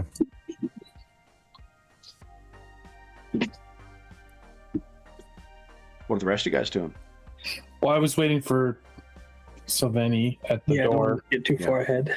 But then it seems to be cloaking his way forward. So Yeah, we have a cloaking. And it's the same kind of deal up here, then I assume. Yeah, quarters. Yeah. Okay.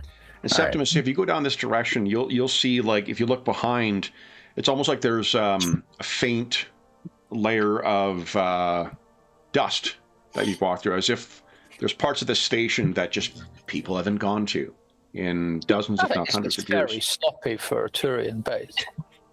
It hasn't been active such a long time. There's disapproving of this.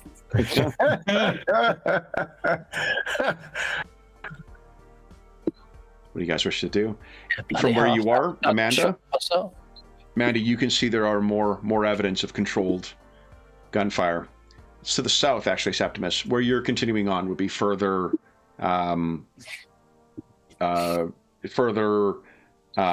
quarters or further storage. So south to the control room. Correct. Yep. Once you pass a supply room. Okay, then allow me to show you if you guys want to move to the southern end of that corridor. I'll get you ready and you're next.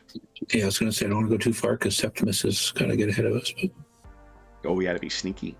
Let me put Septimus up front here. But everyone else. Oh, Selby, you're going to be at the back here. Oh yeah, I'm gonna. Okay. Just wandering at random here. Aha!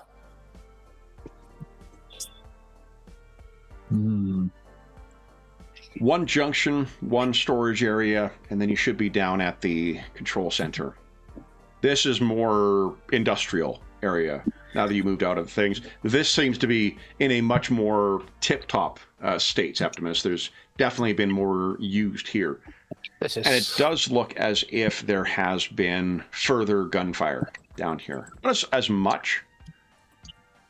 You'd think that maybe it was done specifically to herd, as it were. Septimus, tell me again, what does your cloak do? It gives me +10 to hide. Ooh, love it. That's awesome. Would you give us a stealth check then, please? Plus, oh wait, no, it's there's not a generic stealth score in this. It's a 3.5 game. +10 to hide checks, yeah. Move silently? Yeah, give us it's move silent is what I'm curious. Give us a move silent check, please. Your hide, you're definitely going to succeed on. Move silent, no. Nat 20. Beautiful. Okay. So, Septimus, you reach there.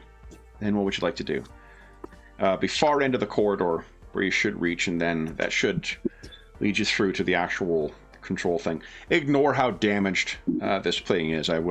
This is the less damaged version of this map that I was able to use. Okay, now there's something that does cause you to stop there if you move yourself back, just so you have an opportunity to react. I'll put you right there. Right there.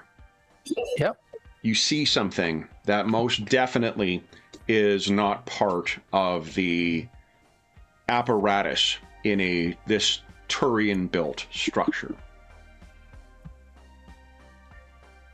For all appearances, it almost looks like a single black spine is jutting directly up from the ground and goes as far as you're able to see in that ceiling. Now, you certainly have reviewed the records of Shepard's interactions with the Geth and with the evidence collected from the collectors.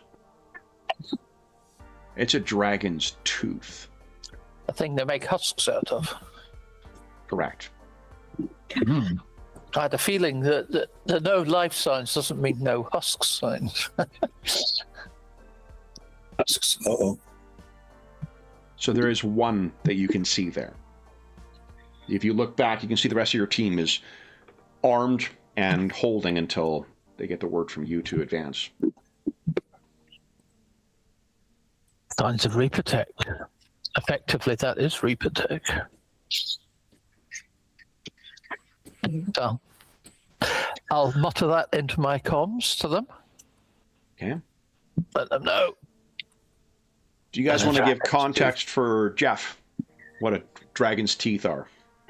Yeah, what they had, right at the beginning of the first game, you see the a human colony is attacked, and people are stuck on these dragon's tooth. They're sort of a machine that comes straight up and would pierce their bodies, and after a while, there was some sort of nanite technology, and they would turn into these sort of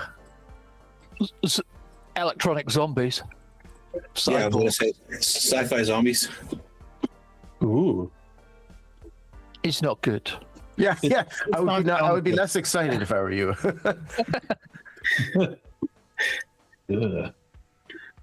If you get up, can do electronic blasts as well. And when they get terminated, they blow up.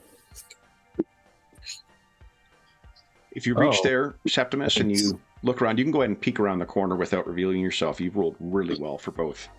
For your... Yeah, let me You just... count 6 dragon's teeth in here. Oh, shit. There is nothing on them. Okay. But still a very ominous sign.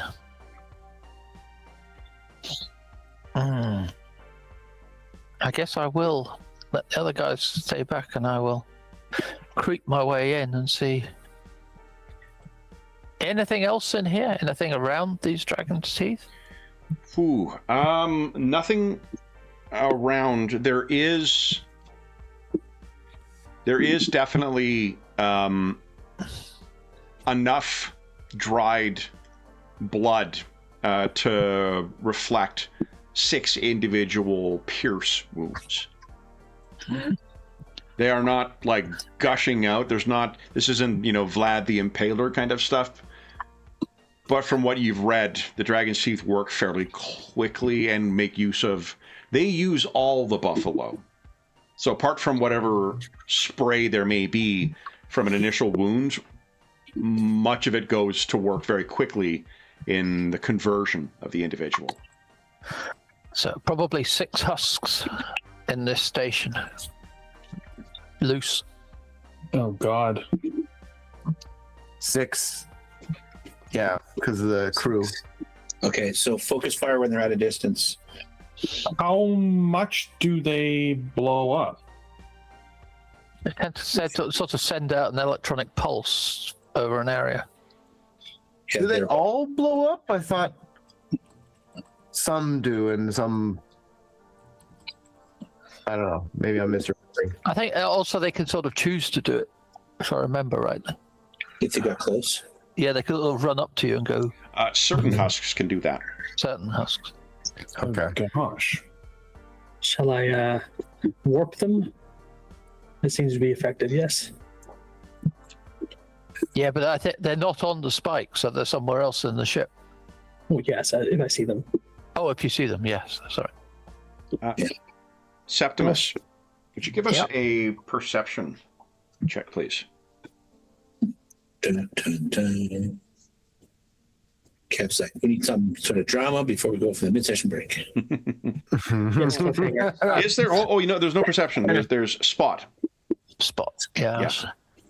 Dave, what kind of check is it? What is spot? What is it called in this game? Look at the what- chat. Amanda Jennings, I make a spot check. It's a Russian skill. Oh, that was good. Oh, that's it. Considering how bad my spot skill is.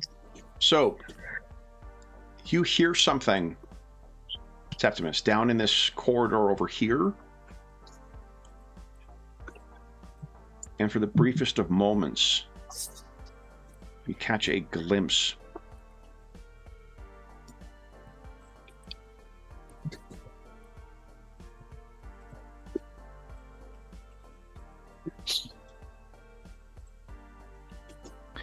We have company. and this is what you see. Oh, shit. You don't see that in the games. That doesn't look good. Guys, let's take our mid-session break. Yeah, absolutely. All right, so for those listening at home, we'll be back in about 5 minutes, and then probably rolling initiative. And Kev's going to come off mute. Yes, I'm going to come off mute as well. Thanks, Dave.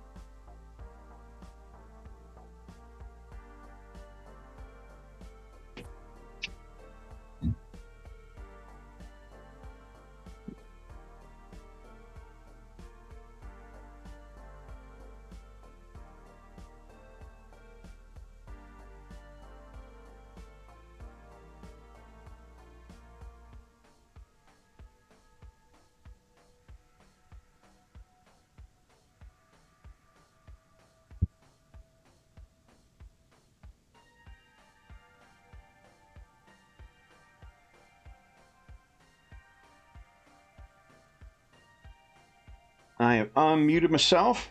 Hey, Rick, who makes the game? I actually can't remember the name of the fella, but I've got a link in the description to their website. So if you do want to pick up a copy of this, it's free. There's a free copy. It's a like 400-page game, and then there's another 100-page setting supplement that is just about like how far it is to get the different systems and things like that. So it gives you an opportunity to travel, and you can also find information on the Mass Effect wiki that'll help flesh out the setting too. So the game is incredibly one of the very best fan-made games. Like one of the best games I've seen. It's not just impressive for fan-made; it's impressive for a feat of game design.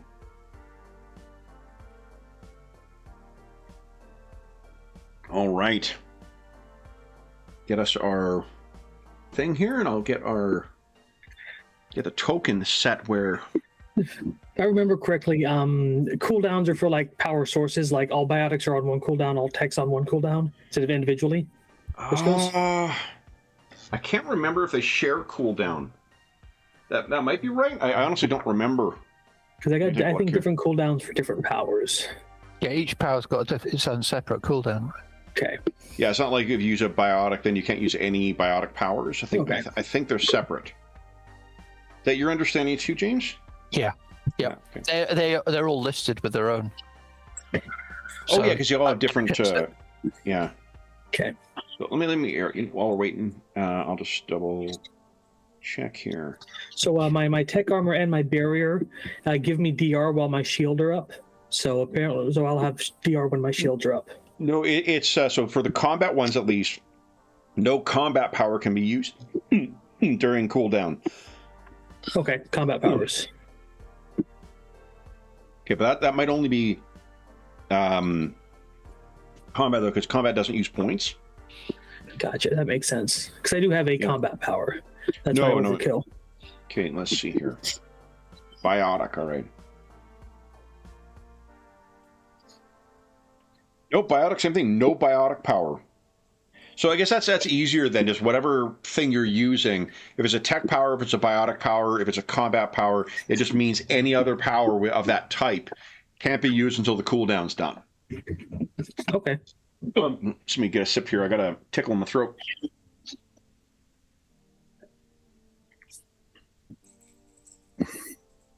So like my neural shock takes 4 actions, and my overload takes 2.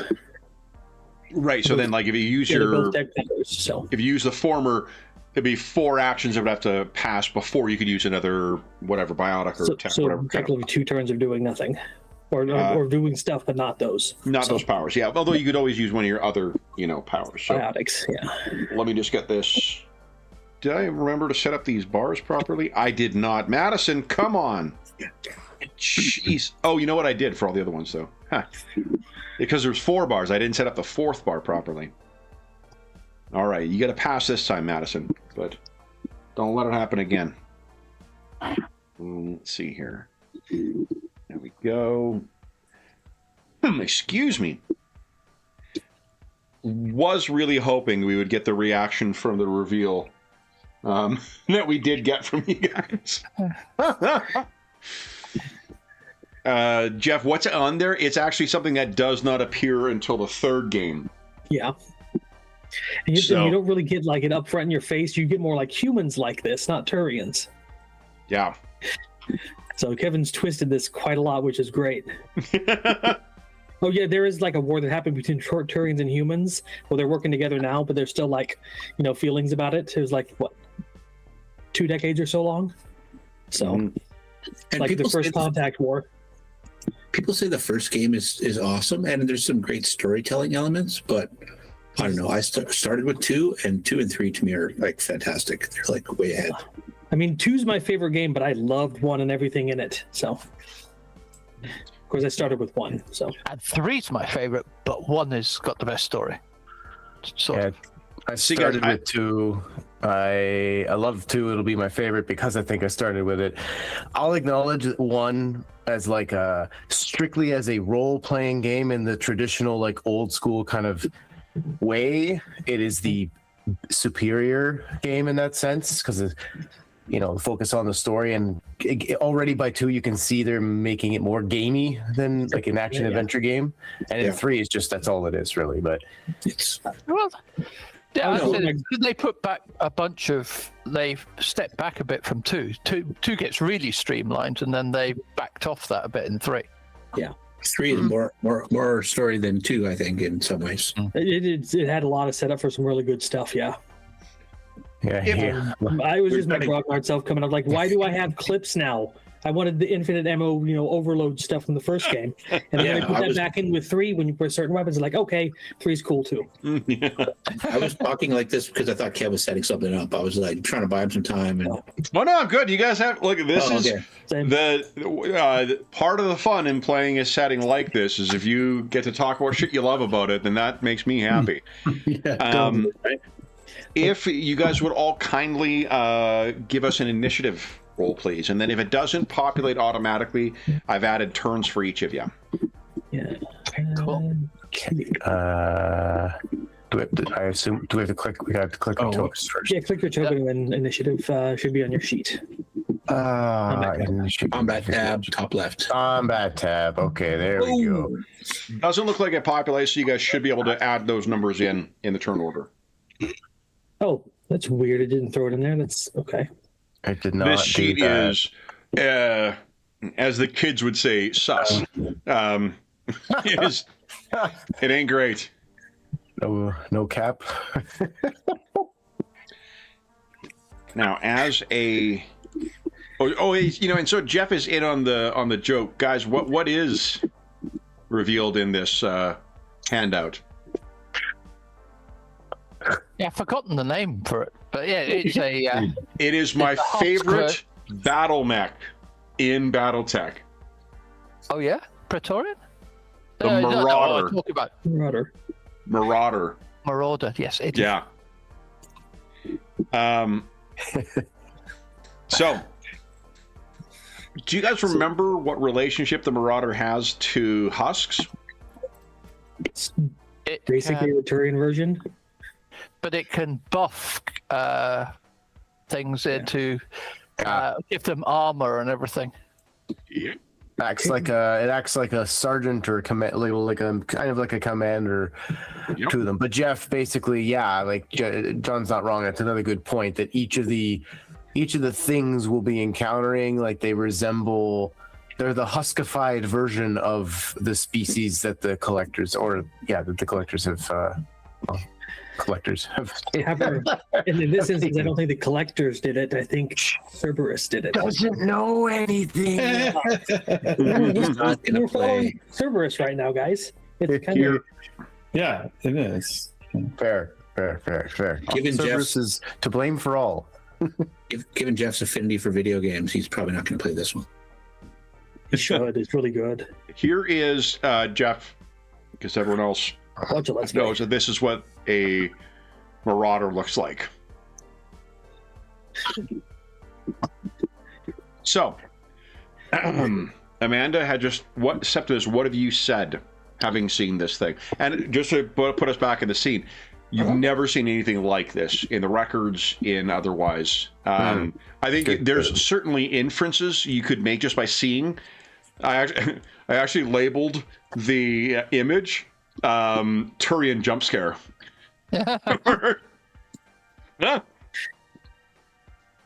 So you would definitely know it looks like Turian, but it's unlike any husk you've ever seen before.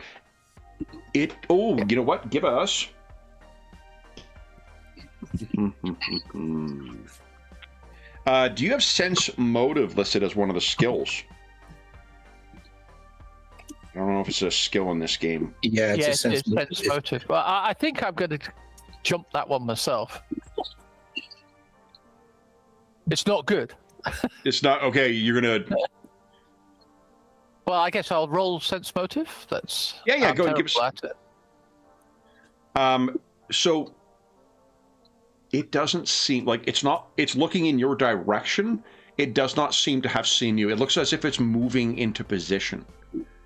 So you'll have an opportunity to say something, having seen that as it's kind of skulking down the corridor. Do you want to say something before we drop into initiative order? I would whisper into my the comms of there's a Turian husk ahead of me. I mean, I guess I can guess that much. There's some definitely blue eyes and all the rest of it. Although, like, unlike a husk, it's fucking carrying a gun. Yes, that's kind of weird because these things don't normally carry weapons. Amanda, you're up first. You have 2 actions. I have no idea where this is. Like, I know Septimus went into this room, but so you can move. I think it's like 30 feet. Yeah, they're 5-foot squares.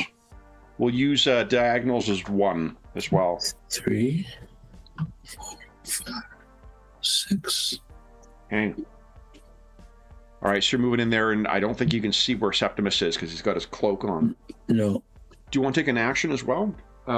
Basically, so I did not put together a handout for actions, I don't think. No, but it's basically the same actions you could take in 3.5. Yeah. Let me just double check about readying an action, though. I haven't seen anything coming. I don't know where there's anything. Yeah. Septimus is sneaking around, so I'm just going to continue into the room. Okay. 6. Shit. Okay. Now I can see something. Damn it definitely sees you. There's a flash of light in its eye. Well, that's all right. I'm the tank, so that's good. Felix, what are you doing? You have 2 actions. Sorry. Enemy sighted. Okay, so first I'm gonna move. So that's 20 to move there. You can see me. I'm not. Did you say that in the comms? Enemy spotted. Enemy sighted. Yeah. Yeah. Okay. I'm gonna move to here. He's pointing down here, or she's pointing down here. And I'm gonna. Sorry, what's my gun called? You have 2 options. You got that SMG, and you've got something else. Yeah, I'll probably take out my SMG. Okay. And I was checking for readying an action. Yeah, the other one's a pistol, so yeah, I'll definitely get the SMG out. Yep. Does that take an action? I'm assuming you've got a weapon out. Okay, sure. As soon as you heard, like, those dragon teeth are fucking horrific. Like, they not only... it's effectively like ancient alien techno necromancy. Not supernatural by any means, but like it would be a horrifying way to die. I don't think I want to use any of my powers this turn. Can't. Your pistol's probably pretty good as well. It's pistols are the weapon variety is a big thing in the game, and like certain things require. The pistol does more damage, but you get fewer shots off. More crit, less shots. Yeah.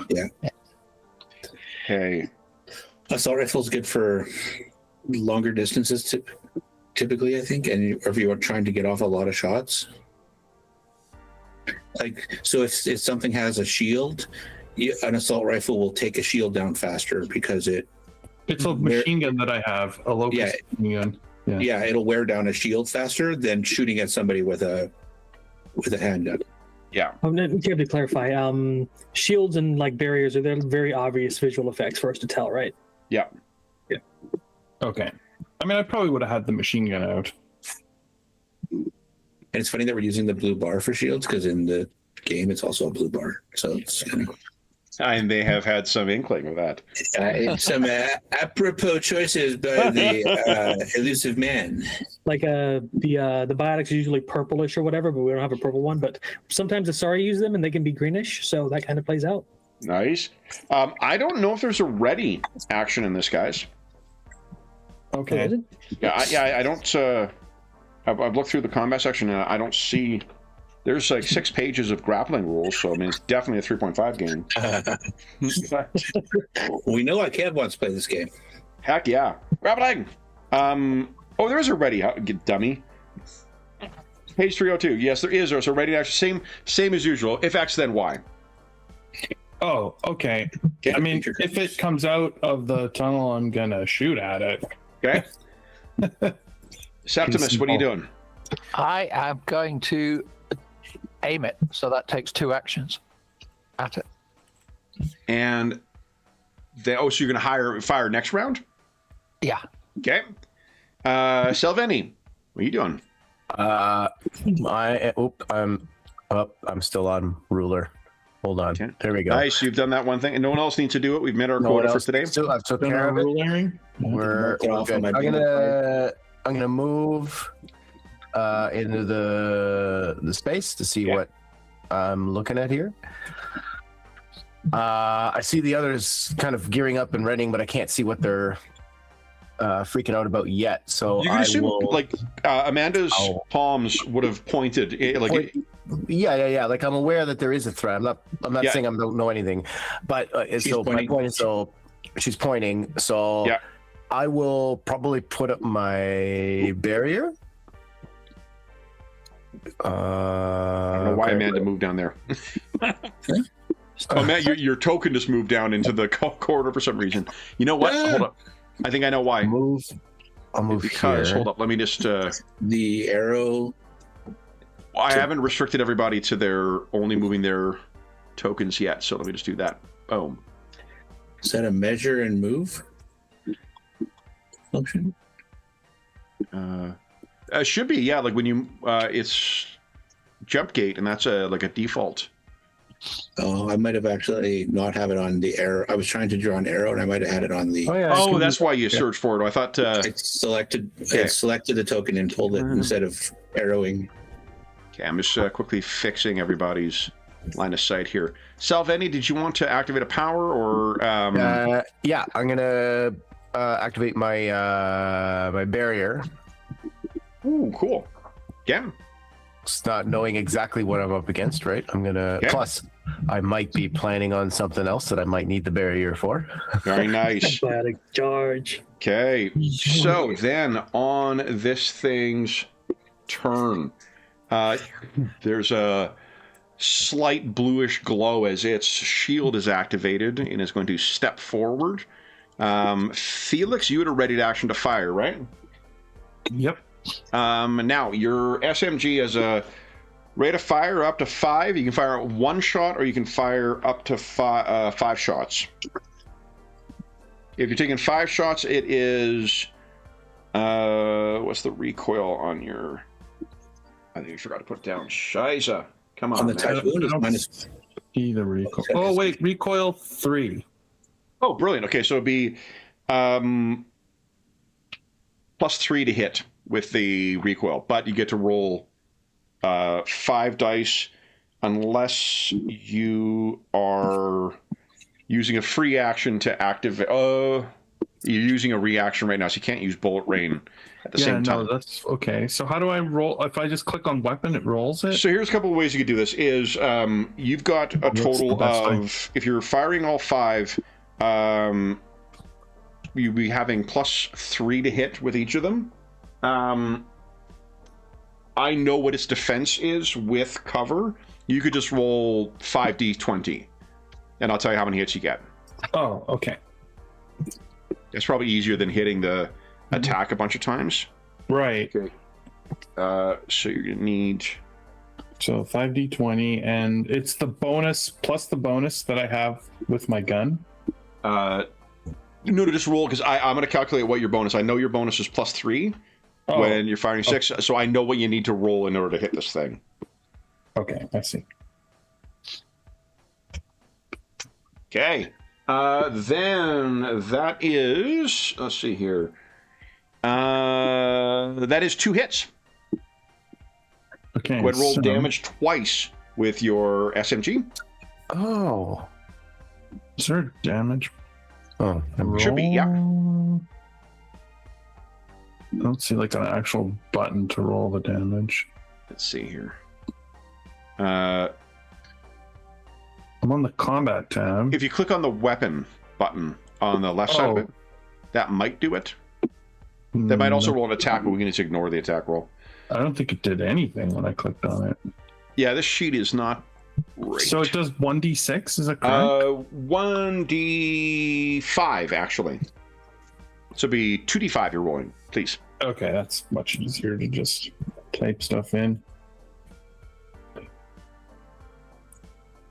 Oh, Nice. those are good rolls. Okay. So you can see it hitting its shield.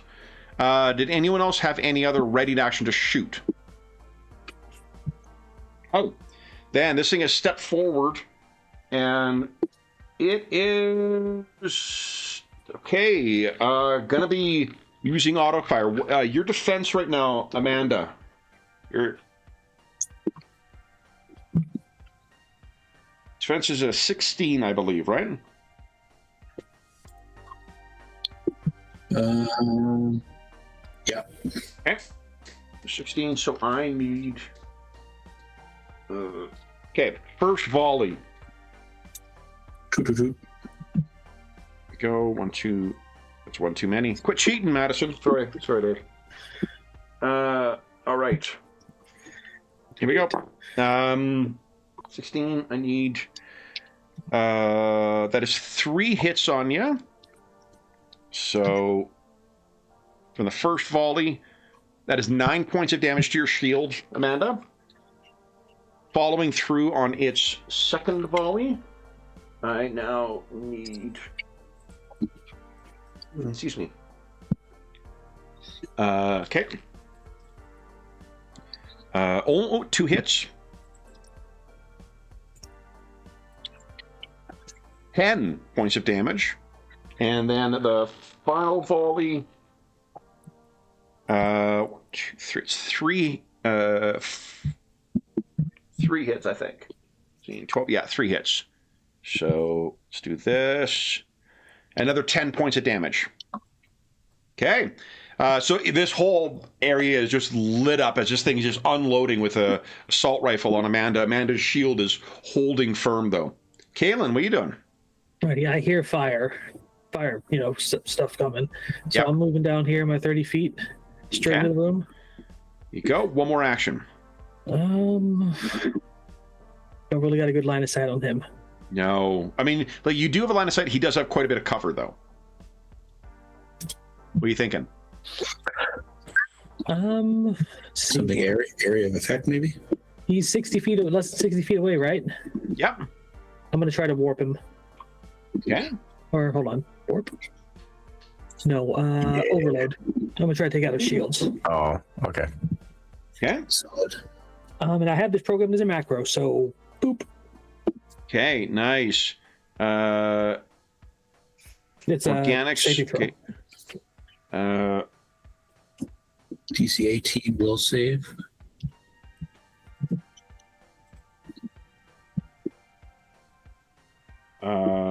Okay. Is it like a basic save in what do you call it? DC will save? No, like for half damage on a success? I don't remember. The save is to avoid being stunned. Okay. Takes. Yeah, overload is great on synthetics and shields. Okay. It's great. And I can use that in 4 actions, so starting the countdown. Okay. Well, that's any whatever. Is it a biotic Tech, action? yeah. It's Oh, a tech power. Tech power. Okay, so no tech power still. All right, let me check here. I actually created the handout sheet so I could keep track of this last time we played. Nice. Okay. I rolled 29 on my save, so it's not stun, but it does take damage. Nice. Okay. So what do we see as you activate your overload? He comes around the corner, and there's just like he sees the shields, on the guy, and he's like, "Oh, we can't have that." And he just reaches out with his Omni tool and sends like a little dart flying over there that cracks into the shield and starts ripping it open. Love it. All right, Amanda, you're up. What are you doing? She's going to spend 1 action and use fortification. Ooh. Here, I'll copy it and put it in the chat. Gain DR1 and plus 1d6 to melee damage. Yeah. Okay. So that's one action. Yeah. And then she's like, Septimus, take cover. And she's going to move away from to there. To here, so that it has to hopefully come into the room to attack her. Okay. And then Felix. Okay, so let's just move. It has cover from where I am, right? It does, yeah.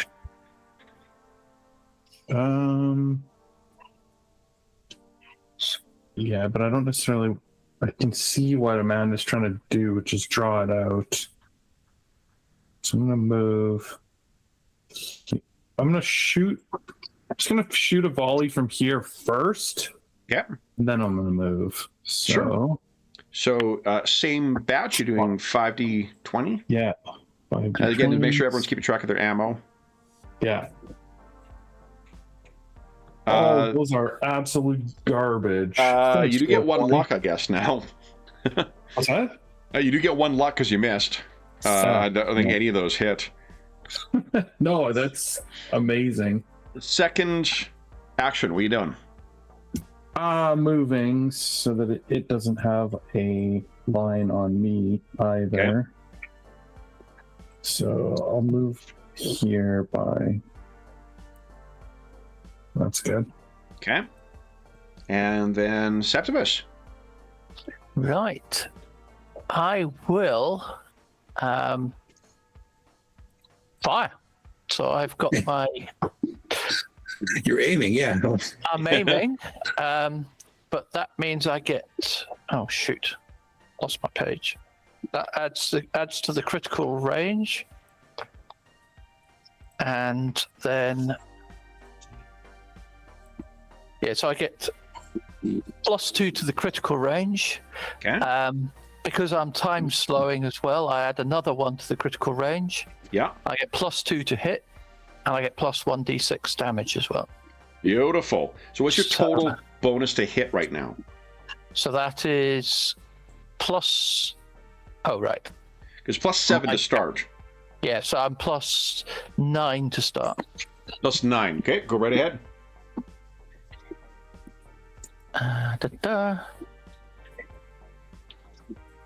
Oh, getting confused between PDF and the actual thing. Right, okay. Gun. Ranged attack bonus, okay. So this is without the 2. So 820. That's an 11 you rolled. That is a hit. It's also a crit, right? Isn't it? No, because you rolled an 11. It's the crit range is the nat. Sorry, I was looking at the 18. Yes, sorry. Yeah. That's a hit. Okay, so that is normal damage plus 1d6. So what's my gun? 4d6 total then. 4d6 damage. Okay. I love how everybody got out of Selvine's way. Selvine's way. See, big money, big money. 18. Woo, look at that. Not quite down. Its shields are buckling, though. Salvini, what are you doing? It's okay. I'll take care of it. No, I need some. I'm like, what's my line of sight here, though? Sorry. Oh, go ahead, James. Sorry. I should have said. I should have. You have a second action, right? So I have a second. It's a semi-automatic. I get 2 shots. Yeah, two shots with the first one. But if you are, your recoil is -1, though. That applies to all the shots.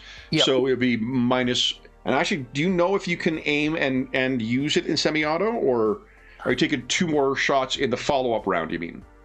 I get the aiming works for 2 rounds. Oh, okay. Where is it? We take the aiming action with a sniper rifle. Okay, yeah, aiming is in the combat section. The character can move. Aiming requires 2 actions. Ending action. Activate. Because hang on, I go back to my character sheet. Sorry, it's not always. Here we go. Sorry, Look at the thing. It's got my Yes, that there's rolls something require that's in 2 2. hours. My time's slow with my +2 is for 2 actions. Oh, beautiful. Okay, so yeah, you can take. So first off, give us a second shot with your aim. Yep. So if I could take the shield down. That is a hit as well. Not a crit. Okay, so the cloak ends after the first shot with tactical cloak. So you're not going to get the 3d6, plus, so. but it'll still be 3d6. Yeah, damage. Yeah. So let me just hit that.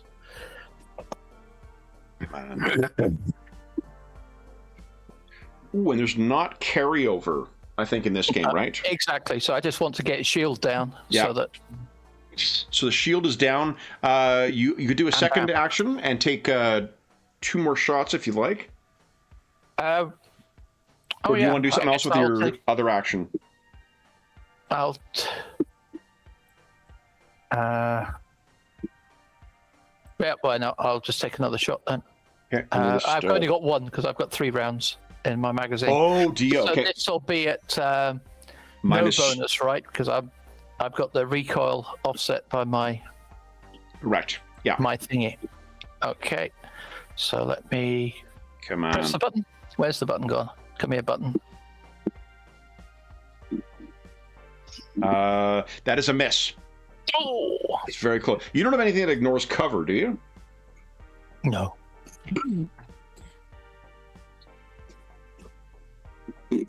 Oh, but you do have point blank shot, +1 to hit with range targets within 30 feet. Ooh. Yep. And did you include your sneak attack? No. Oh, because he was flat-footed against you. Give us a 1d6 roll. Give us a 4d6 roll, I guess.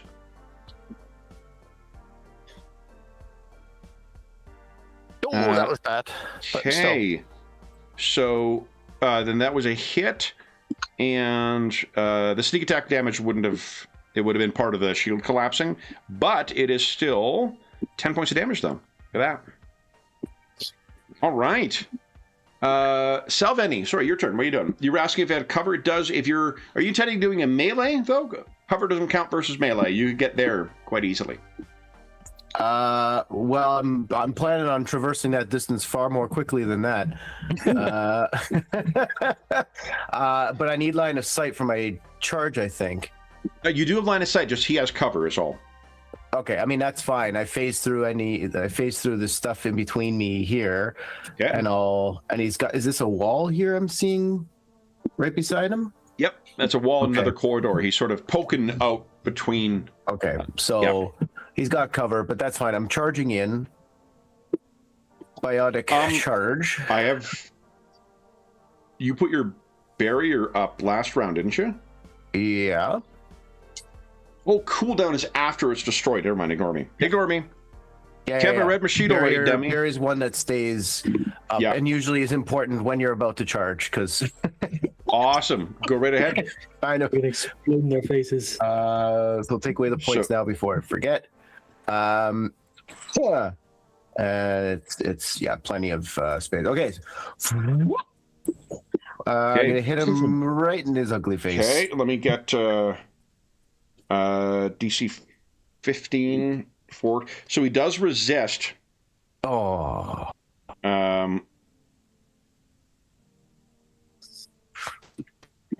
But you do the damage though. So it'll be 4d6 damage. 4d6 damage. Yeah. It's all right damage, I guess. Okay. But he has no shield, so I guess that's good. It's going right to him. Okay, so then that is all right. Then the Marauder's turn. What is he gonna do?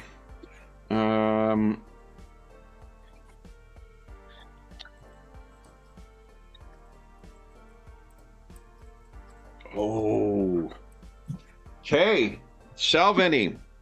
5-foot step back from you, and he is going to just go hog on I his... should have taken a 5-foot step after charging in. Just around the 5-foot steps only when you can't move. When you haven't moved?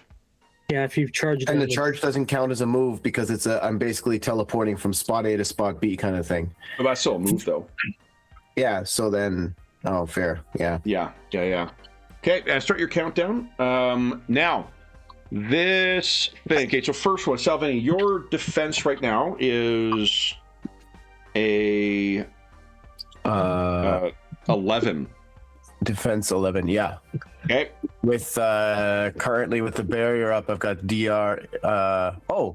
It says I've got DR1 on the stats. Does that mean I have DR2 Awesome. now with the barrier up? No, because remember, DR that comes from your armor only applies once your shield is down.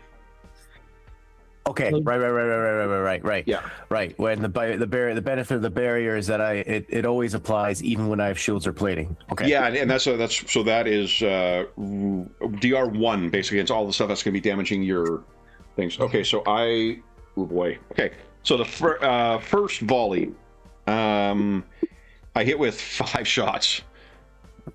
Lovely. So glad I put that barrier up. Oh yeah. The cool thing is, like, because it hits with a lot of things, with the individual shots for the high rate of fire things, like, they don't do a lot of damage. I'm not particularly worried. This is what I'm here for. First one, but you're gonna subtract 5. You net 12 points of shield damage. Okay, and then the second volley. We call that Christmas lights. Is that what we call that? Yeah. Red, green. This is your Christmas light roll. I hit with all that 5. Or a TV show, but we don't have enough duct tape. That'll be 12 again. Okay. And then final volley, I need 1, 2, 3, 4 hit this time. Oh, it's not so. That is 10 points of damage. Okay. Did that break your shield? 6 from the shield and then 4 spill No, over. remember, it doesn't carry over. Oh, Once your shields go down. Over. Yeah. It will definitely destroy the shield. Okay, so Salvini gets in the way. This thing steps back, and the hallway is lit up by its fire, and then Salvini's shield collapses. I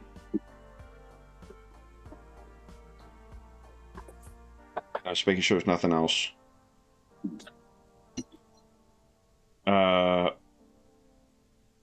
Oh, geez, yeah. Okay. Then that is it for the Marauder. Kaylin, what are you doing? Okay, moving in towards danger. Okay. Get my back to the pillar here. I can't see it because it's ducked in the corridor. Yeah. I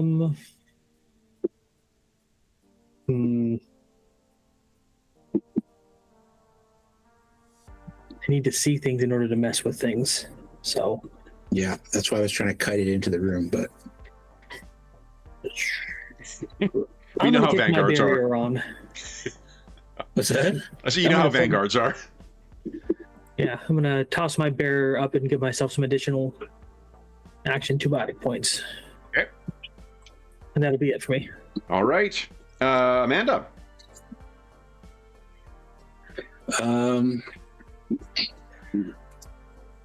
Guess she'll try to move to here. Do you think that there's a way this thing could retreat? I don't know the layout. Yeah. You can move there. Salvini does grant cover to it, though, if you're firing past her. Sorry. I was really hoping I was going to send him flying back. But you know who doesn't count the cover, allies as cover, is your sniper. If you didn't have an empty gun. There's that, too. You can spend action and reload. Yeah, I'm just checking how many actions. Okay. Your kitty is going and chasing So you move something. in, and then one more action. Amanda, what are you doing? Can I hold my bow in one hand and draw my sword? No, okay. I mean, you wouldn't have your, it would be an action to ready a weapon. So, like, you could unready your assault rifle for free and draw either your pistol or your shadow blade. Can I draw my shadow blade in one hand and just hold my assault rifle in the other hand? It just means that it's going to be one action to ready the assault rifle again. If you were to fire with the assault rifle again. No, I don't want to, though. I just used a fortification, which gives me a bonus on melee damage. Yeah, so you got your shadow blade out, and then that'll be your second action. So, yeah. Okay. That's what Felix, what are you doing? Shit. Well, my ally is in the way. I'm gonna.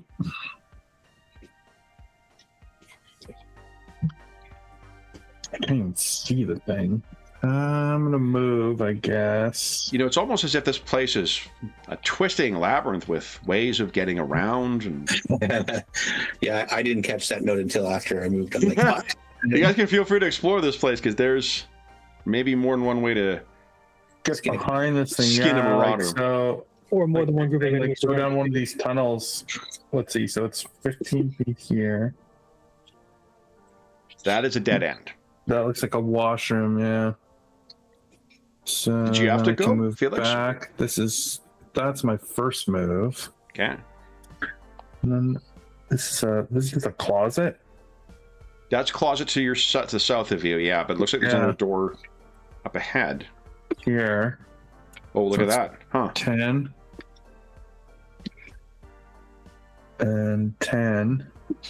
Oh, what's there down there?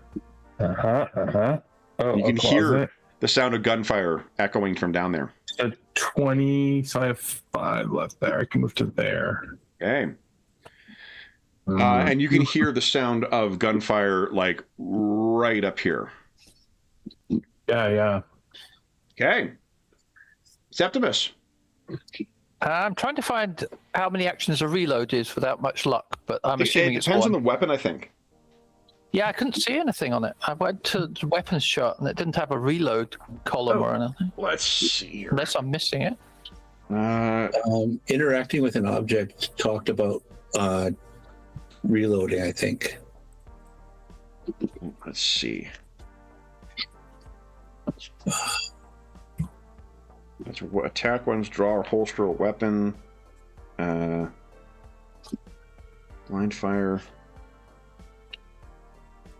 It's like the other 5e games or 3.5 games where they've got like the death rules and then they give you a whole bunch of new actions right at the end of the section, including the ready.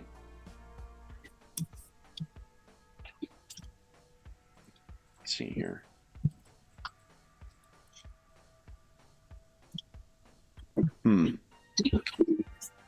Trip, thrown weapon, overrun.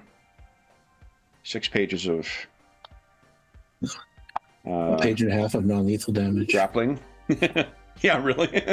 Another signature part of a 3.5 design. Love it. Love it. All right. Draw or holster. Drawing thermal clips for use with a ranged weapon requires no action at all.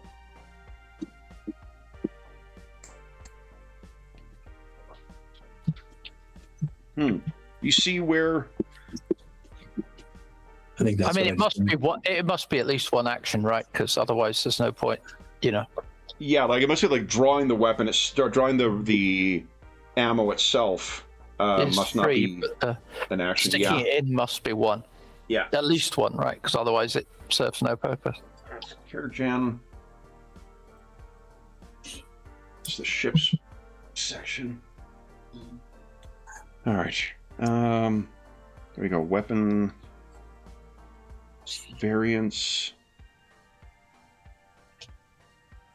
Yeah. Page 200. It requires one action to reload a new clip. Thank you.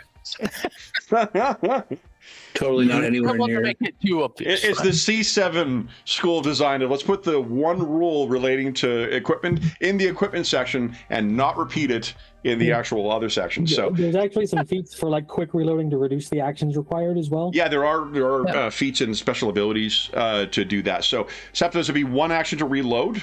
That's so I am reloaded, and then let's have a look.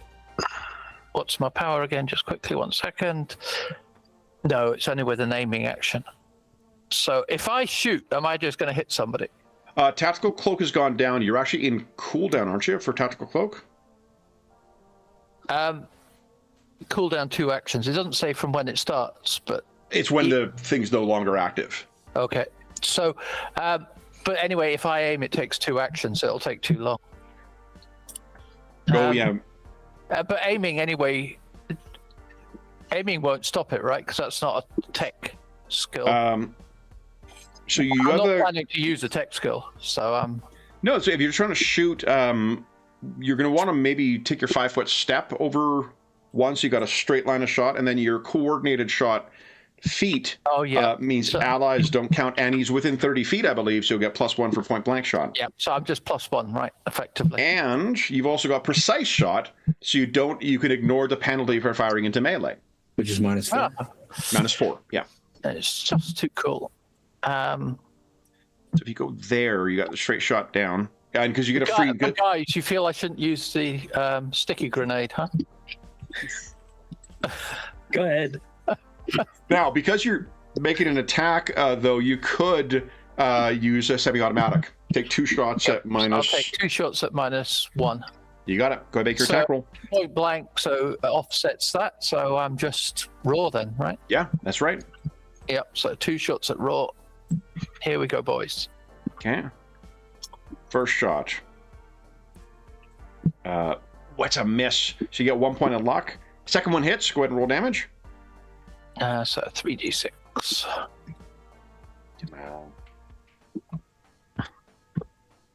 Nice.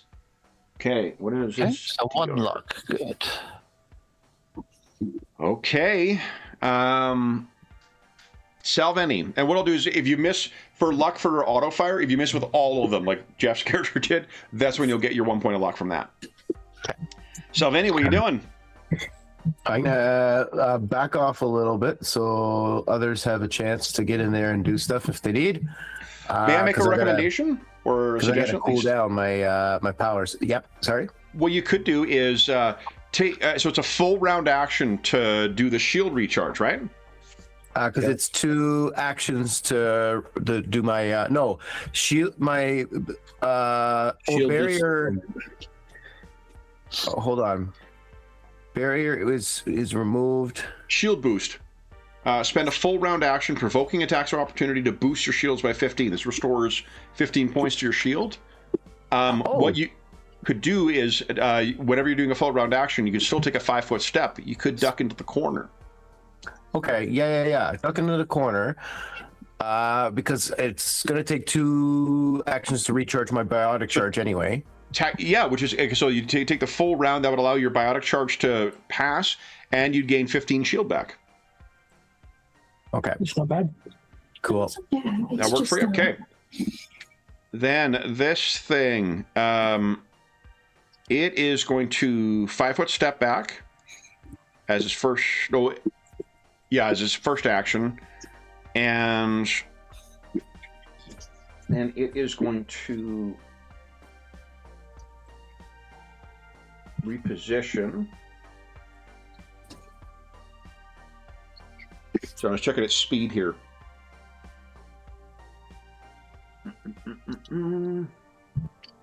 There it is. Okay.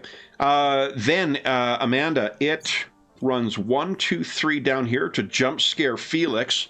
So Felix, you see this thing run down. It looks at you from down the corridor.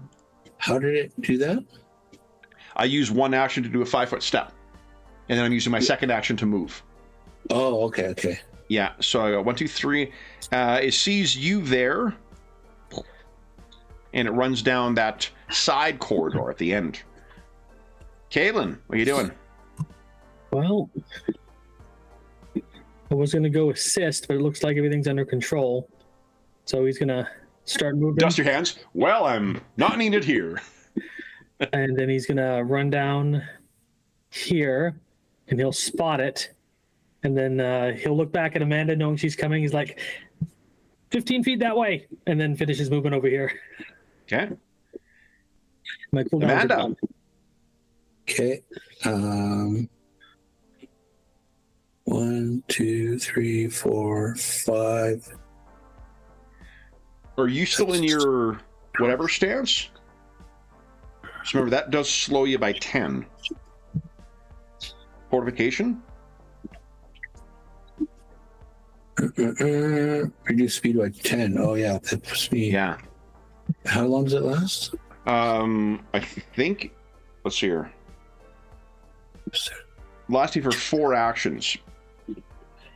Oh yeah, because I have one action left to cool down before it's done. So like you can end it early. I don't sit. Yeah, because your cooldown would still be active, but you could end it early if you wanted to have the extra move. Okay, so I can end it and then have my full move. Yeah, you can just end it and then take your actions. You're still one cooldown on left on any combat actions, but then as soon as you take your first action, you're free to take combat actions again. I thought I was here because Sylvanie did a 5-foot step and was right behind me. Oh, you're right. Yeah, you're absolutely right. I don't know why I thought you were further in. So then I will run. If I move 30, you can move 30 if you're dropping that. Yep. Okay, and then power. 1, 2, 3, 5, 6 puts me there. Ooh. And she'll shout, "He's going down this hallway." But I can't. It's going to keep disengaging or shit. You could drop your Shadow Blade and ready your assault rifle if you wanted. Wouldn't give you a ready to action to shoot at it necessarily, but no.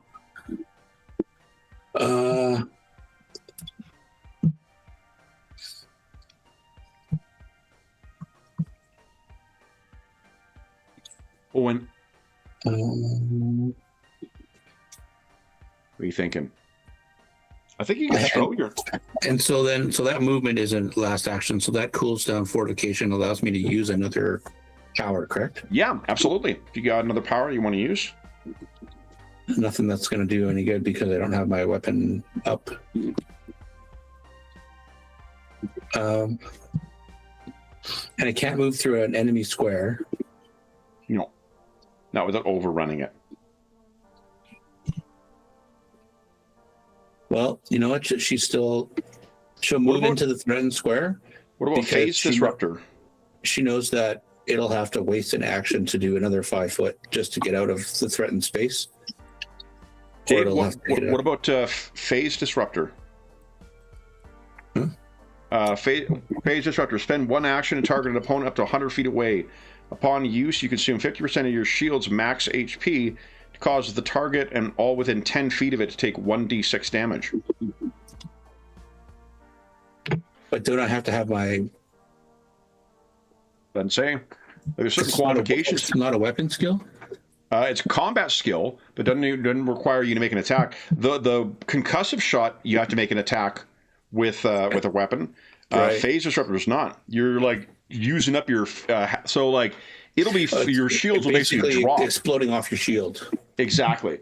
So it's 40 points of your shield. So your shield will drop after this, but it'll do 46 damage to it if you want. Well, you know, I'm not one for... So 30%. Oh, you know what? I got 31 out of 60 shield. So if I get rid of half my shield, I still have one shield left. It's half of your maximum. Yeah, which is 30. 30, not 40. Yeah, of course. No, you'll have one left still. I'll have one left. Yeah. So I'll have one shield left, which means I can absorb at least one shot. Yeah. So phase disruption it is. Oh, it does mean within 10 feet. You'll take 46 points of damage, but that would be absorbed by your shield. So the last point will absorb whatever damage you take from this. Okay, let's try that. You want to do that? That sounds fun. Okay. Give us a 4. There's no save, so give us a 4d6 roll, please. 15. So your shield collapses, but look at this. Boom! And you've got one combat cooldown right now. Okay. What do we see, Amanda? What's led to this desperate play? She's like standing there with her sword and her gun, and she's like, I can't. And she's like, the hell with this. Leans forward and like kind of forces the shield, and it just bursts outward with this blue light. Crushes and it. Kaylin, you see it washes over her as well, and then the shield collapses. Felix. Yeah. Okay, well, So just so I'm clear, Felix, what you saw is this thing came running down from this corridor up here, saw went down, you, yeah. and then carried down in the other side where Amanda is now. I know, but they've got it pinned. But if it's retreating, I'm gonna do the same thing. I'm gonna go this way. Yep. And then, I do see another tunnel. So that's 35. That's 40. And then I'm gonna run this way. You could also remember you got ranged weapons, right? You could ready if you wanted. Oh, I don't have to get any closer. If I'm at the end of this hallway, you're right. I could stay here and ready my shot again. Yeah, yeah, right. Okay. I like Septimus. that. Yeah, that's it for me.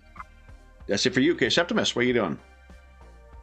I will run south. I guess catch up with everyone. 1, 2, 3, 4, 5, 6. 1, 2, 3, 4. I guess I'll stop there because I've run into everyone else. Salvini. Nice. And also go down here, follow Septimus down. It's about as far as I can get because he's in my way. Okay. Do you have another action you want to do?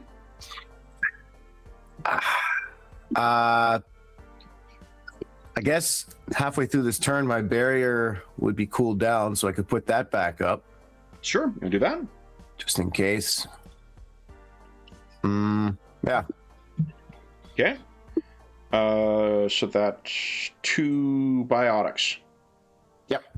And then, I think maintenance is at the start of your turn when you'd pay it. It's not per action; it's per turn. Okay, then this thing is going to stagger back here, and Felix, you will get a shot.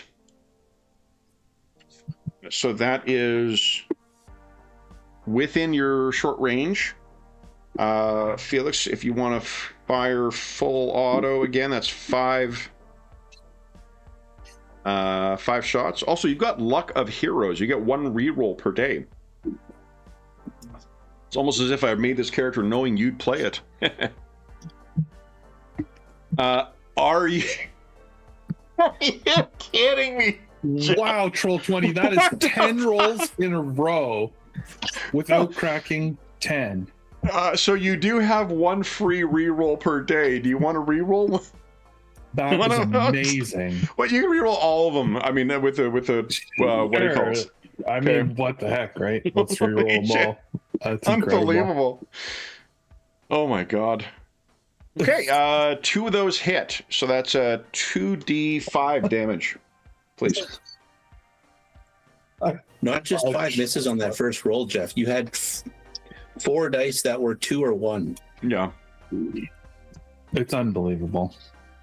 All right, 7. So that is right. Okay. Then it sees you down there. Okay, finish its move actually. 1, 2, 5, and 6.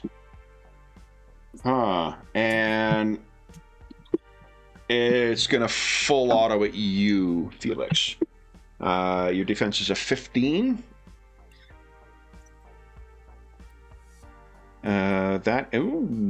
It's 3 hits. So, actually, I might have. There it is. Felix, take 10 points of damage to your shields. The blue bar. Kaylin. Alrighty, I'm gonna let the barrier drop down, and so I can get my speed up. Okay. Follow after Felix because I feel like he's run past the corridor. Like, hey, to come by just as Felix is getting shot, and I'm like, hey, whoa. Amanda. Amanda's going to say as a free action, it went down the hall and to the right. And then she is going to engage her shield recharge. Shield boost. Oh, nice. Yeah. Is it 15 for you as well, or is it more? Boost your shields by 15, yeah. 15. Okay, cool. But it's a full round action. So. Yeah. You could take a 5-foot step if you'd like. And then Felix, you're up.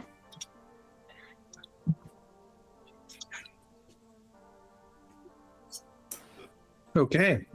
Well, there is no point in using my thing because I only have 5 shots left in my gun. That is Get one rid of round. another 5 1s and 2s. Yeah. So let's just start by shooting them. Okay. So it'll be, once again, 5 shots. Okay. Now that is much better. That is 2 hits. Still just 2 hits. Still 2 hits, though. So go ahead and roll damage. Come on. You need some of those point blank things. Oh, Oh, you think I'm doing better? How about this roll 20 says? Look at Does that. not get through its DR, unfortunately. You have one more action. What would you like to do? I'm gonna retreat. Now, hold on. What you? Oh, you didn't have the bullets for it. 1, 2. You can reload if you want. Just toss. Yeah, but it I'm up. gonna back away. I don't want to get shot. So Oh, fair dues. Okay, so you're back away. All right. I'm gonna be here. Okay. Septimus. Jeez. I guess Scepter is quite puzzled as to which way is it, south or west. So he's going to run off 1, 2, 3, 4, 5, 6. 1, 2, 3, 4, Okay. 5, 6. Okay. Salvini. My, we are in narrow quarters. So, and looking down here, it's all walls. So I'll go But here. You know, yeah. I said last round. I said it went down this hallway and to the right. Yeah. So, okay. Are we able to pass through each other? Yeah. Yeah.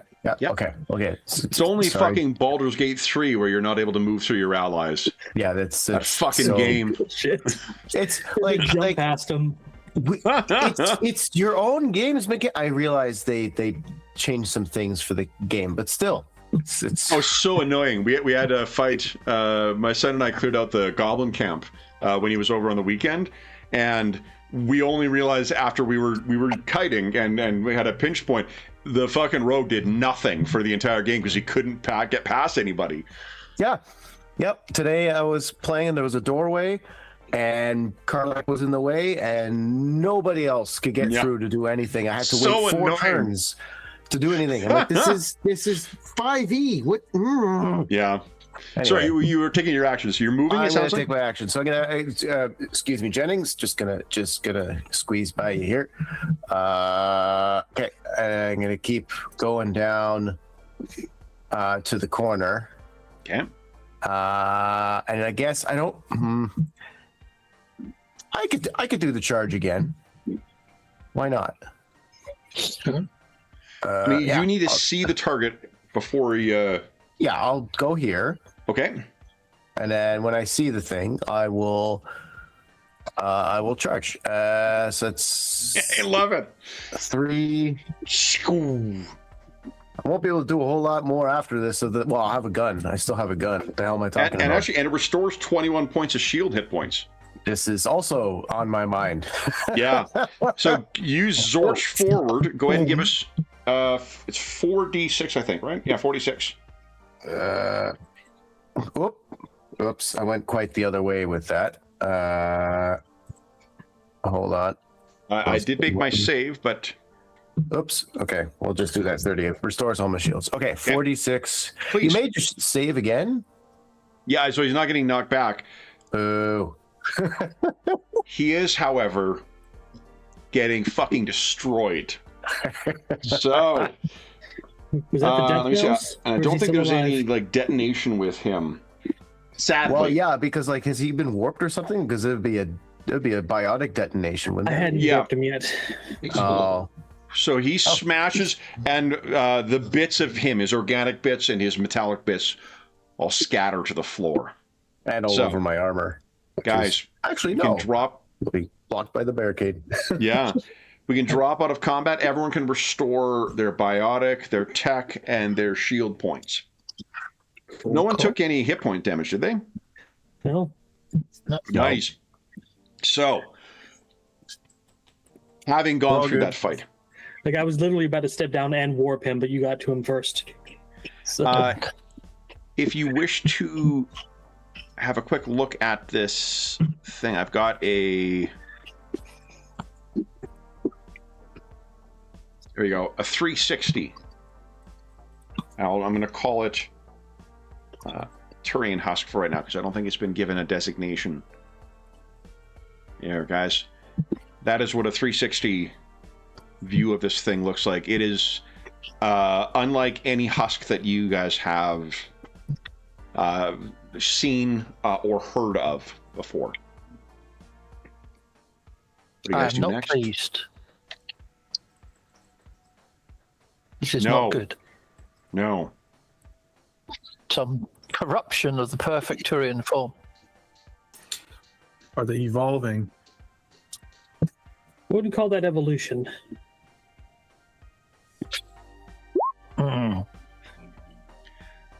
What do you guys... Anyone who's got points... Nice.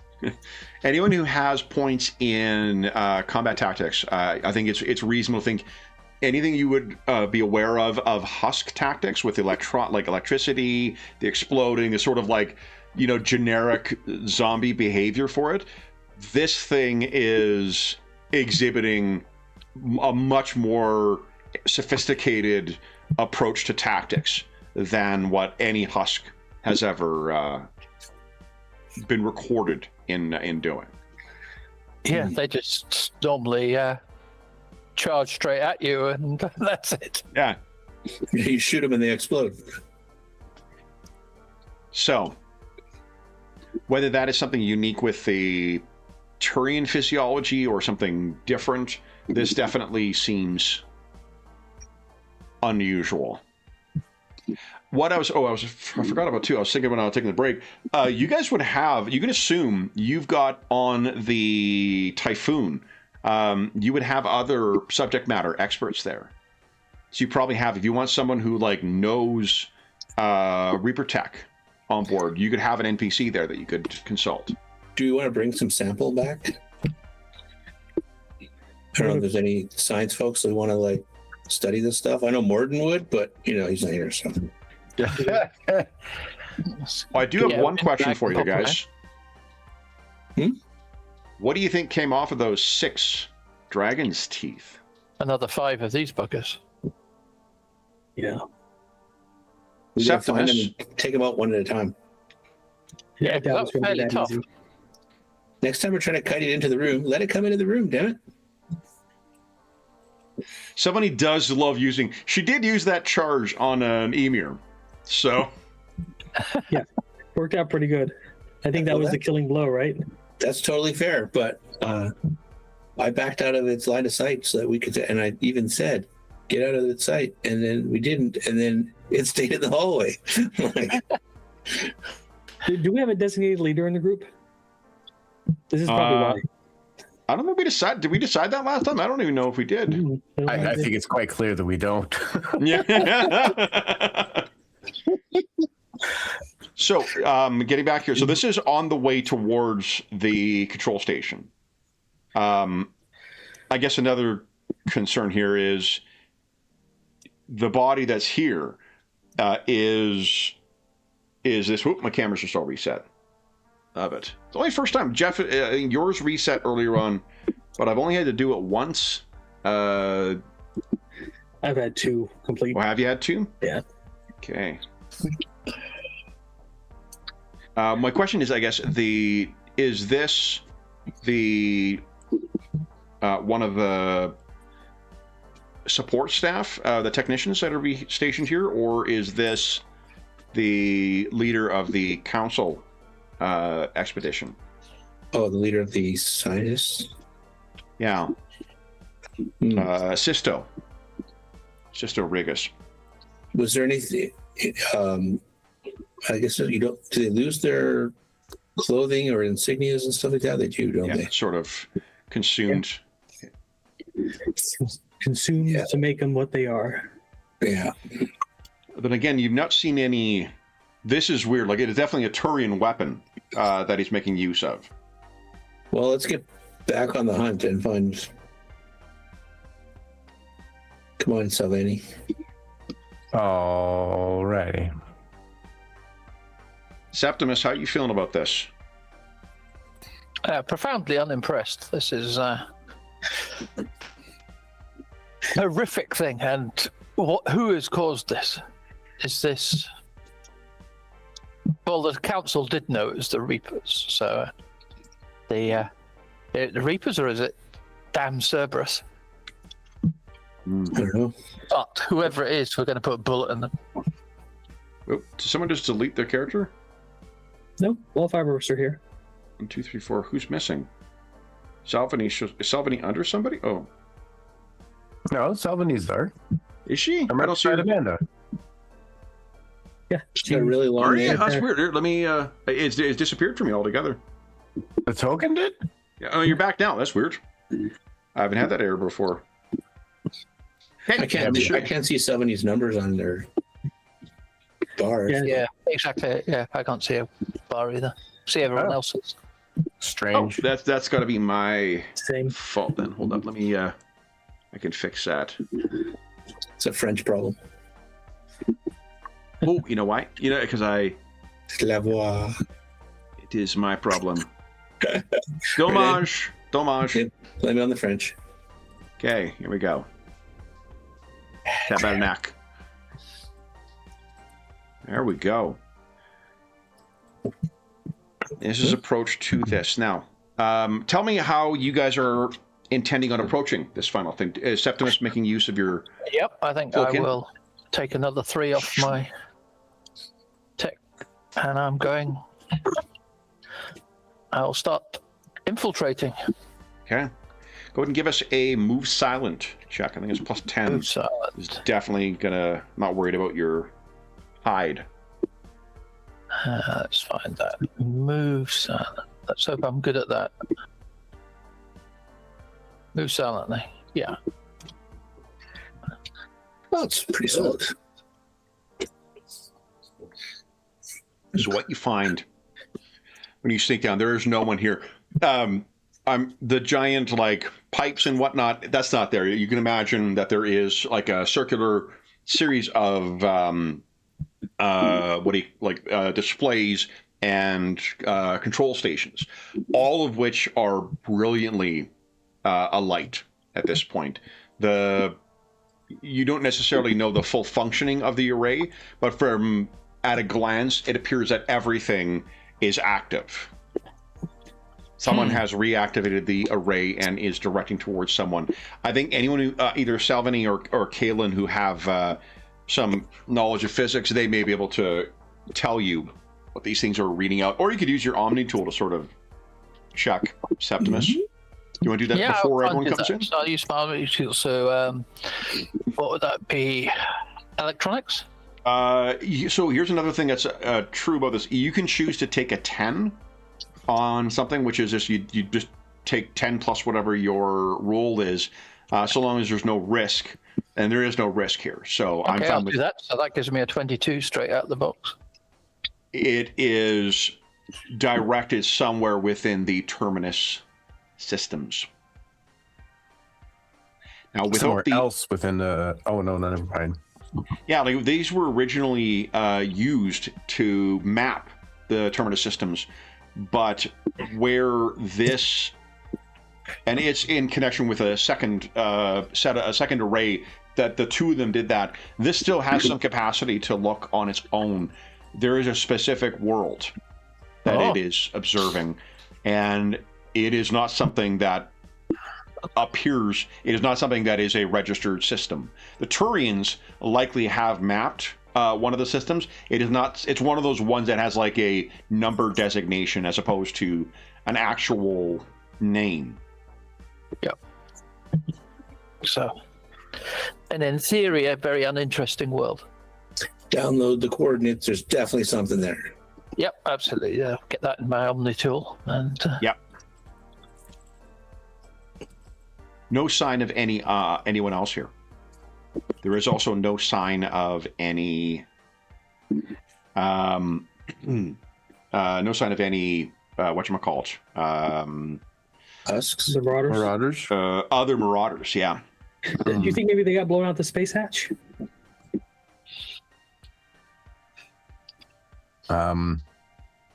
Possibly, but we wouldn't have necessarily picked them up on any sort of scanner.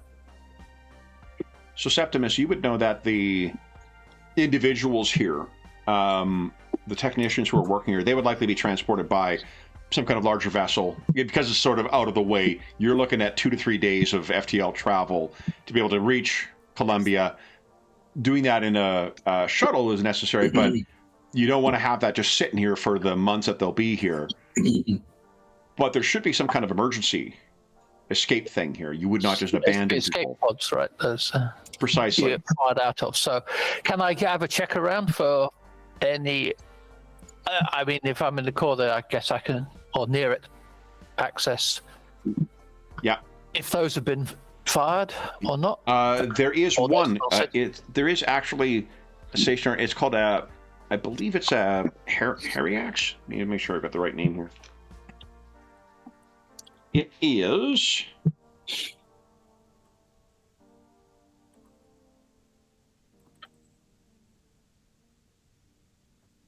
You know, I think I named the. Let me show you what this. Bless you. Bless you again. Yes. The third time is just a cry for help. Yeah, I was about to say you don't get a third one. Well, I'll give you the third one, but I know what's going on. It's Hyrax.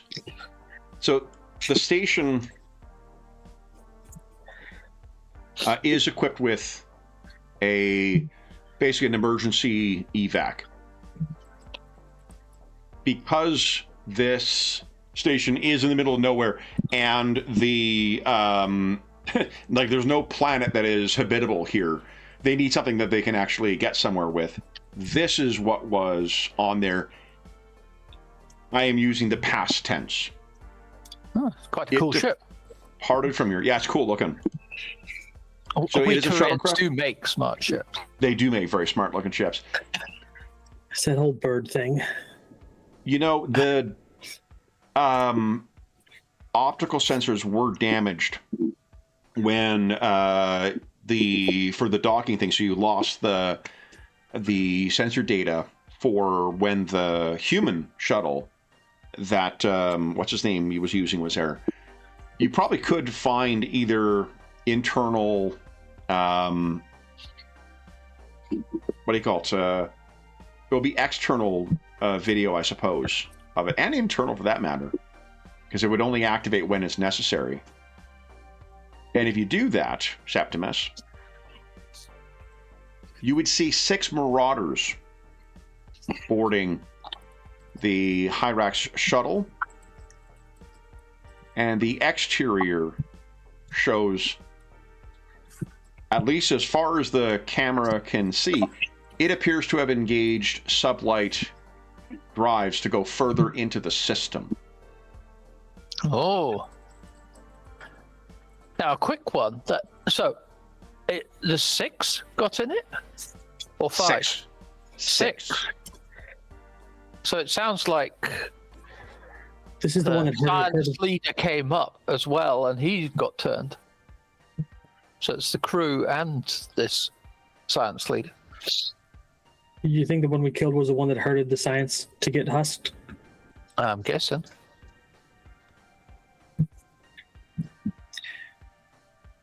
We need to go down to the planet. To Neferon or to... This is where you guys are in orbit in Gromar currently. Oh, we need to chase this shuttle. Because I guess we're going to find a lot of dead scientists down on the planet. Probably. It'd be best to verify. What's a few hours, right? In the grand scheme of... Yeah. There's also that shuttlecraft that you have yet, to the human shuttlecraft you have yet to We can inspect. check it out. Yeah, you're right. We should have a check of that. Because it's possible that down on the planet, this is where they got infected originally. Mm-hmm. So we probably want to shut that down as well. What the you six dragon teeth here are what got these guys, right? Yeah, but I'm guessing that was brought up, or those dragon teeth were brought up on the shuttle? Or... Yeah, somebody forced their way in and set it up. Anyway, you were saying we should check the shuttle first, the human shuttle. Well, yeah, it's here. So How would you guys like to do that? with VVA, I guess. Yeah. lots of firepower. Any scans beforehand, or Yeah, I mean, let's see if there's anything organic that could be. you definitely know there's nothing organic on there. You have scanned that previously, so On the ship. yeah.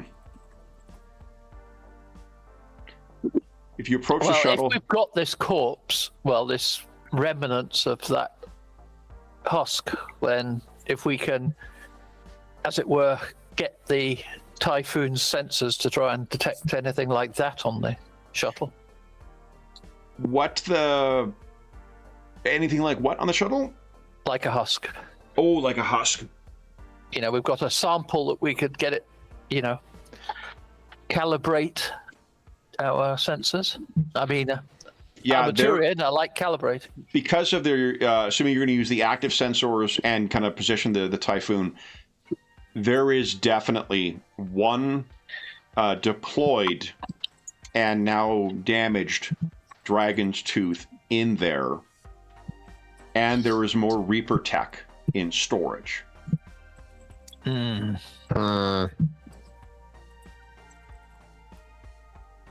It looks as if they are unactivated dragon's teeth.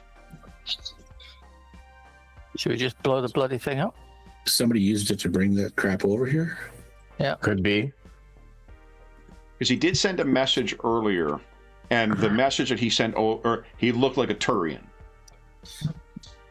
He did not Right. look like that thing you faced. I mean, whether that was him that you faced or not, the other Marauders you saw board that shuttlecraft, they all look like the things you guys saw up close and personal. In particular, Salveni and Amanda, you got real close looks on these things. That is not what his message was like from before. I'm assuming at Septimus you maintained a copy of that in your Omni tool. So he left the planet, and then somewhere in the 5 hours between leaving Ephesus and arriving at Gromar, one of the dragon's teeth appears to have deployed. Did he do it on purpose? Did he accidentally trigger it? Yeah, maybe he's working for the bad guys. Not all Turians are good as Garrus and Septimus. Yeah, but they're not going to work for Cerberus. They're not. So unless it's not Cerberus involved here, Yeah. bizarrely. Yeah. It could be that they stumbled across some Reaper tech and it's all gone south on them. It's a reason, we should have destroyed the collector base. Can we put the dragon's teeth from the station onto the shuttle and then just blow the shuttle up?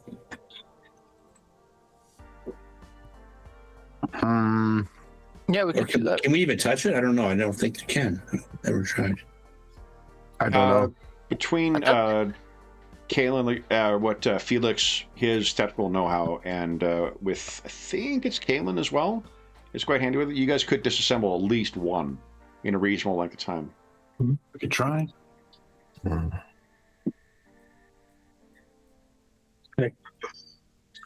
Could hit it with a few warps and just ruin it.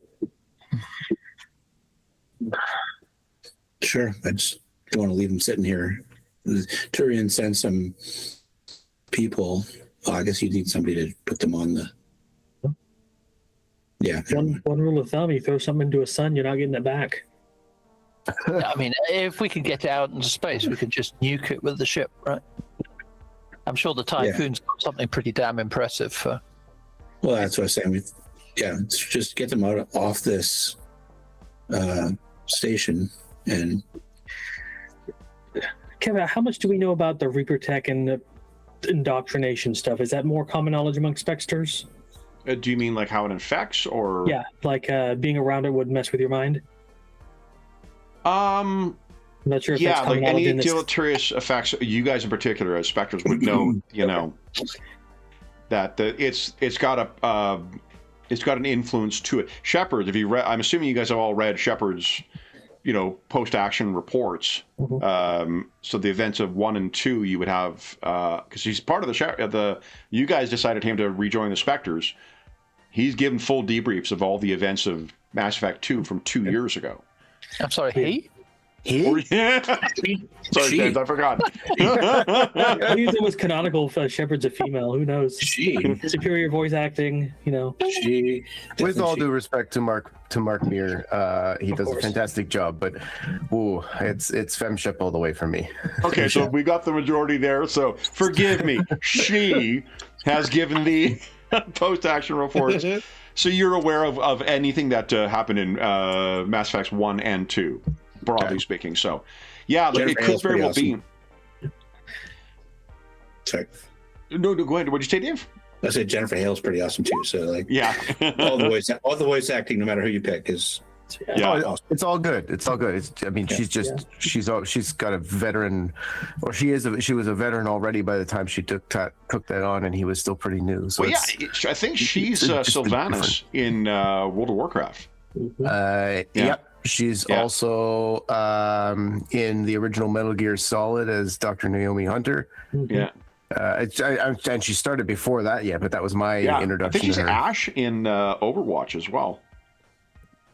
She's incredibly memorable character.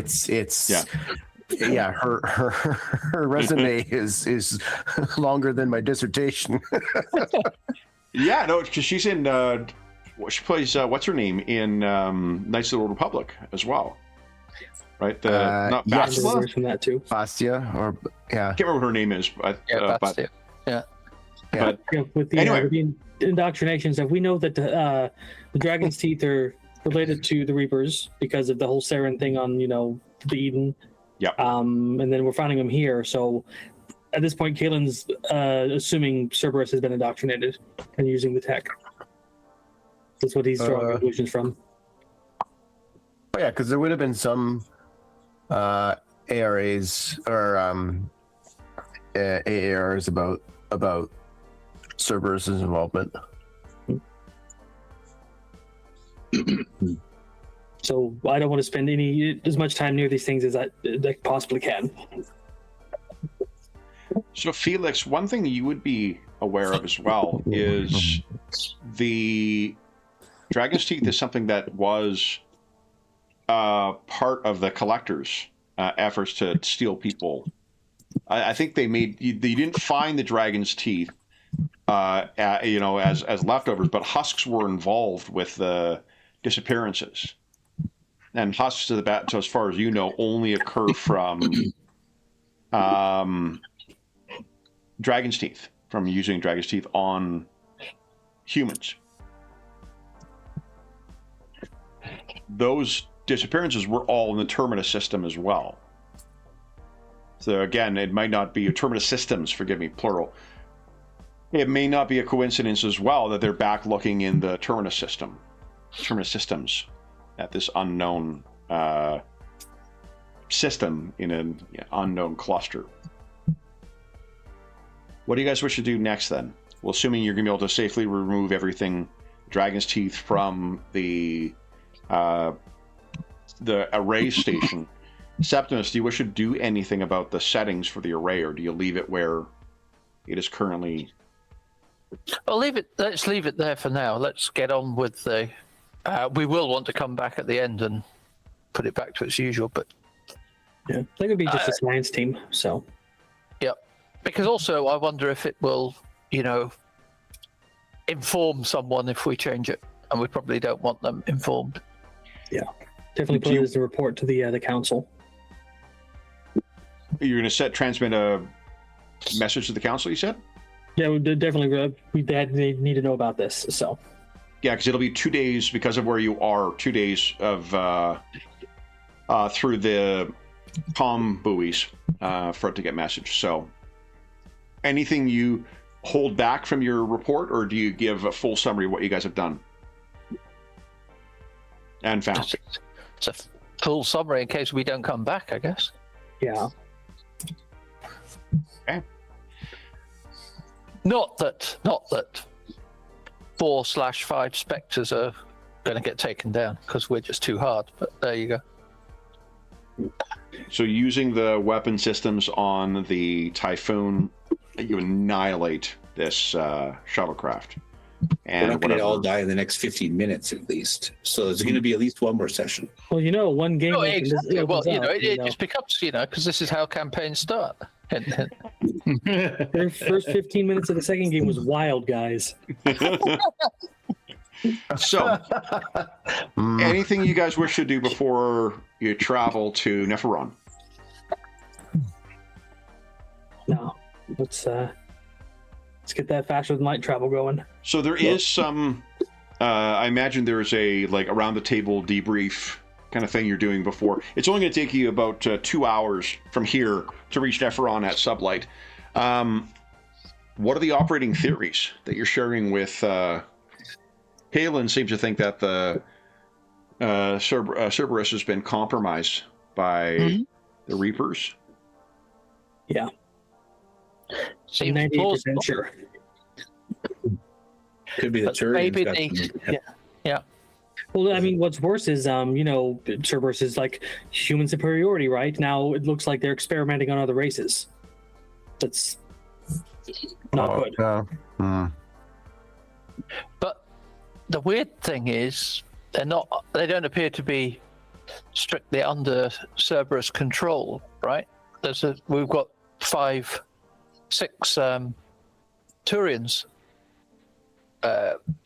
husks wandering off on a mission. There's no human Cerberus handlers or anything. I don't know. No. If I was doing weird stuff like them, I wouldn't put my colors on the husks that I make. Kind of like letting the secret out the bag, cat out of the bag.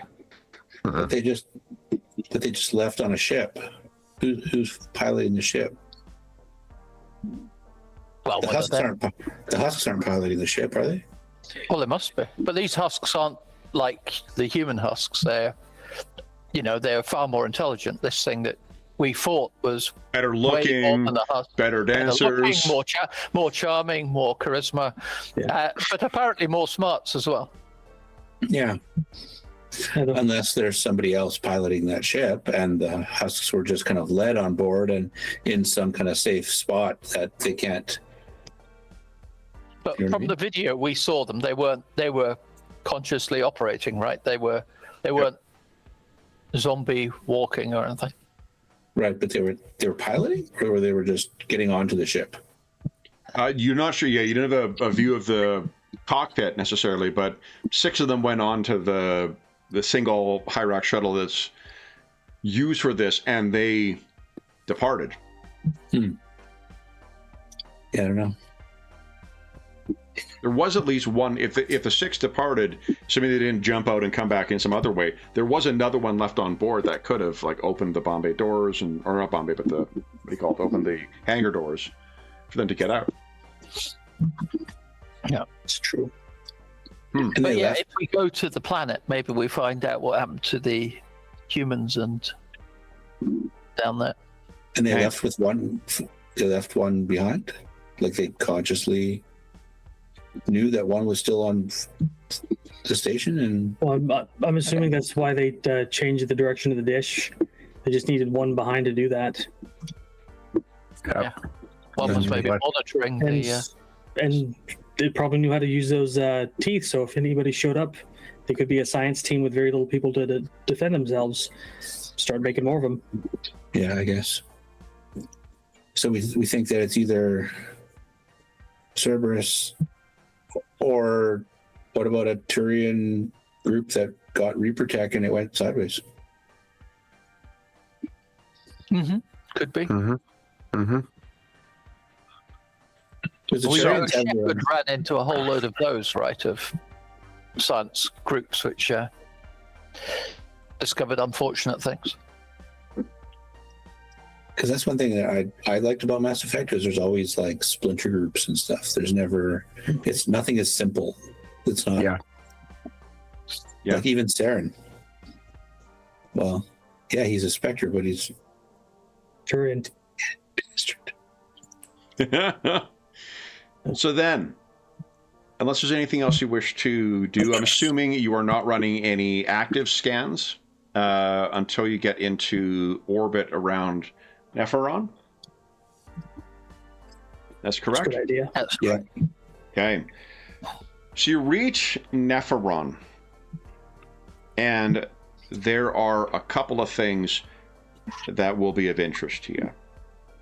For one, you're able to identify where the bunker is. It's precisely where Shepard's post-op data suggested it would be. It appears as well that there is a downed human shuttlecraft right outside of there. It also appears that there is a second vessel that is probably about 300 miles away from the bunker, human as well, and it has a weak distress signal active on it. Immediately Uh-huh. investigate.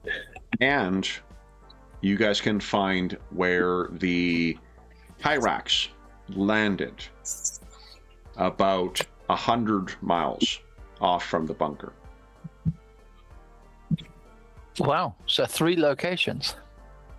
3 separate locations. The Hyrax seems to have landed normally. There is a crashed, or damaged, I should say, shuttlecraft outside of the bunker, like directly outside of the bunker.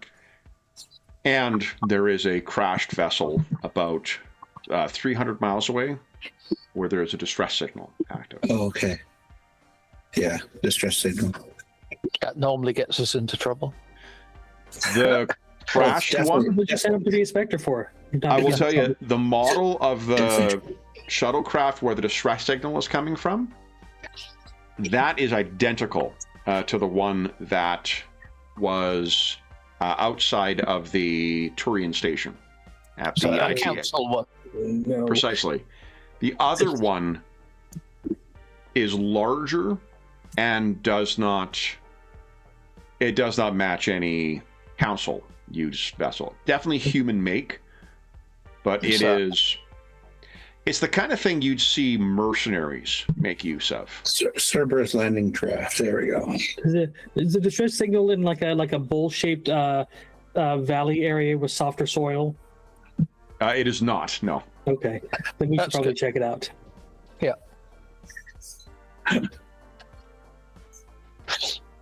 So, Yeah, it sounds like Distress signals might come with like the black box flight logs or something. Maybe they could have been dumped.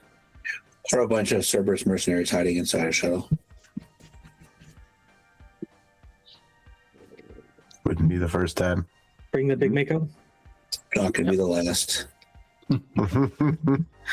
how do you guys wish to... So, currently, you have not done an active scan on any of these locations.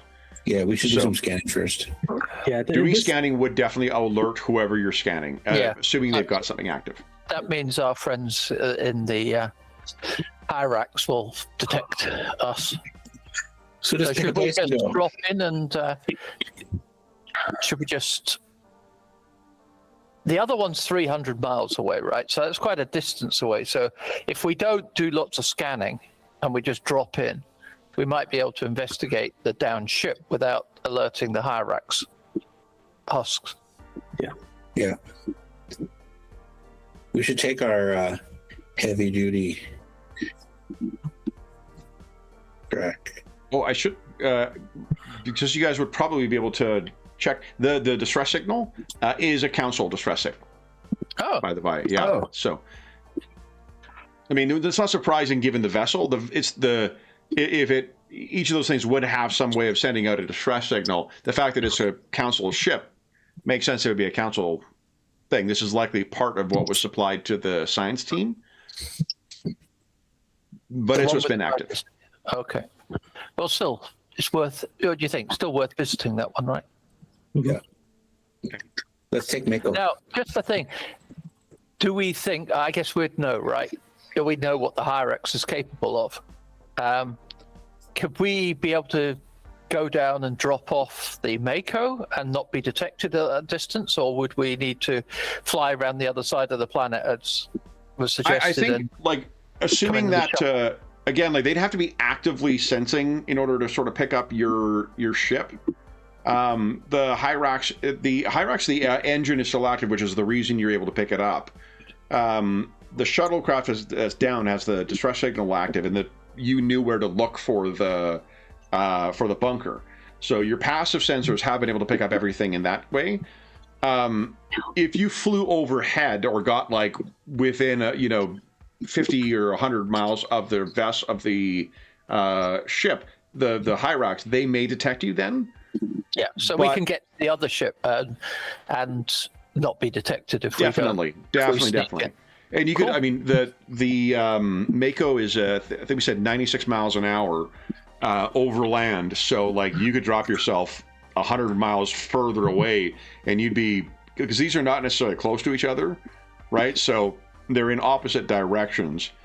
So you could easily land yourself 400 miles away and safely. Guys, I think this makes sense, right? Because we could do full Mass Effect 1, land, and then drive for fucking ages across this bleak landscape, and every now and then press to boost ourselves. Yeah, right. Yeah. Right. Rather than landing right on the spot we need to be in the first place. Because let me just get my repair kits ready so that when you blow out the tires, there might be some strange terrain that we'd have to like travel through and around and stuff. Get stuck upside down. Yeah. All right, so then I guess our closing scene is the Mako being deployed within an hour's drive of the downed shuttle. What awaits you within the downed shuttle? What awaits you within the bunker? And who lurks on the Hyrax shuttlecraft? I guess we'd have to find out next time. I have to wait a year for me to request it again for my birthday. Well, Andrew couldn't request it for his birthday. It just got to find a way to play it. Andrew has Cyberpunk. Yeah, I've already made my request. Oh yeah, that's right. Cyberpunk, yeah. right? I mean, I would. Well, we'll talk about it offline. It's very late. It's coming up at 1 o'clock Andrew's time right now. I mean, never mind me. James is like it's. Yeah, James. Well, James has been to bed already. For those listening at home, thank you so much for joining us for part 2 of our Mass Effect game. As is always the case, if you have any comments, questions, or concerns regarding the session, the game, or the adventure we're playing, please don't hesitate to leave a comment in the comment section down below, and I'll endeavor to reply in a timely fashion. And I'll also point out again, I've got a link in the description of the video to where you can grab the PDF for this game, and there's the source, the system source, what is it, the Galaxy source book that they've got for it. I only discovered that today, and I'm blown away by it. It's so fucking cool. There's also a link down below to the Dungeon Musings Discord server. Under the, I guess, D&D 3E channel, I'll post all of the characters that we played today. So if you're interested in seeing what these characters look like, I'll post that over in the Dungeon Musings Discord server. There's also channels over there for most of the games and campaigns we run on the channel, as well as things like Find a Group, GM Discussion, Virtual Tabletop Chat. It's a terrific, helpful, knowledgeable, and friendly community over there. You are more than welcome to join us. There's also a link down below to our friends at Noble Knight Games. Noble Knight Games is the preeminent unionized retailer of hard-to-find and out-of-print RPGs in North America. Not only do they have an incredible selection of new role-playing games, board games, and card games, they have an unmatched selection of hard-to-find and out-of-print RPGs. Dave, I see you're looking at, oh, look at that. Yeah, Fantasy Craft. This game definitely has some Spycraft 2.0 DNA in it, which is the predecessor to Fantasy Craft. In addition, if they don't have something in stock that you're looking for, you can put it on a want list. They'll send you an email when it comes in. And if you make a purchase of $10 or more through their website, be sure to enter the code SPRING26DM, all caps, all one word. It's listed in the description of the video. That'll save you 10% on any purchase of $10 or more through their website. That discount code will change as of May 1st. So if you're listening to this after that time, just come back to one of our more recent videos. You'll see what the current discount code is. The last thing I will say, first off, is a huge thank you to James for selecting this once again. I finished last session, last time we played this, thinking like it's just such a great, the setting itself for someone who's not necessarily, I don't dislike the video games, but I'm not approaching this like a Mass Effect fan. It's an incredible setting and game to run a sci-fi space opera type thing. It's so many little ideas they've made in it with the Omni tools and whatnot that really facilitate just for fun gameplay and easy setting up of interesting and action-filled adventures. But for our players, Dave, James, John, Andrew, and Jeffrey, thank you so much for playing tonight, guys. Congratulations on successfully getting to Neferon. And also thank you for taking the carrot of the space station. I was generally like, okay, I've got 2 ways this can play out today because I don't know if you guys will bother to inspect it. So that's great. No, I'm a completionist. I'm going to expect everything. Yeah. Excellent. We'll be back in the Mass Effect universe, I'm sure, at some point. But until then, we hope that we gave you a few hours to take your mind off the troubles of our world and think about the troubles that our stalwart specters are encountering as they're simply trying to find out what the nefarious Cerberus is up to. And until we see you again, stay safe, stay healthy, and happy gaming.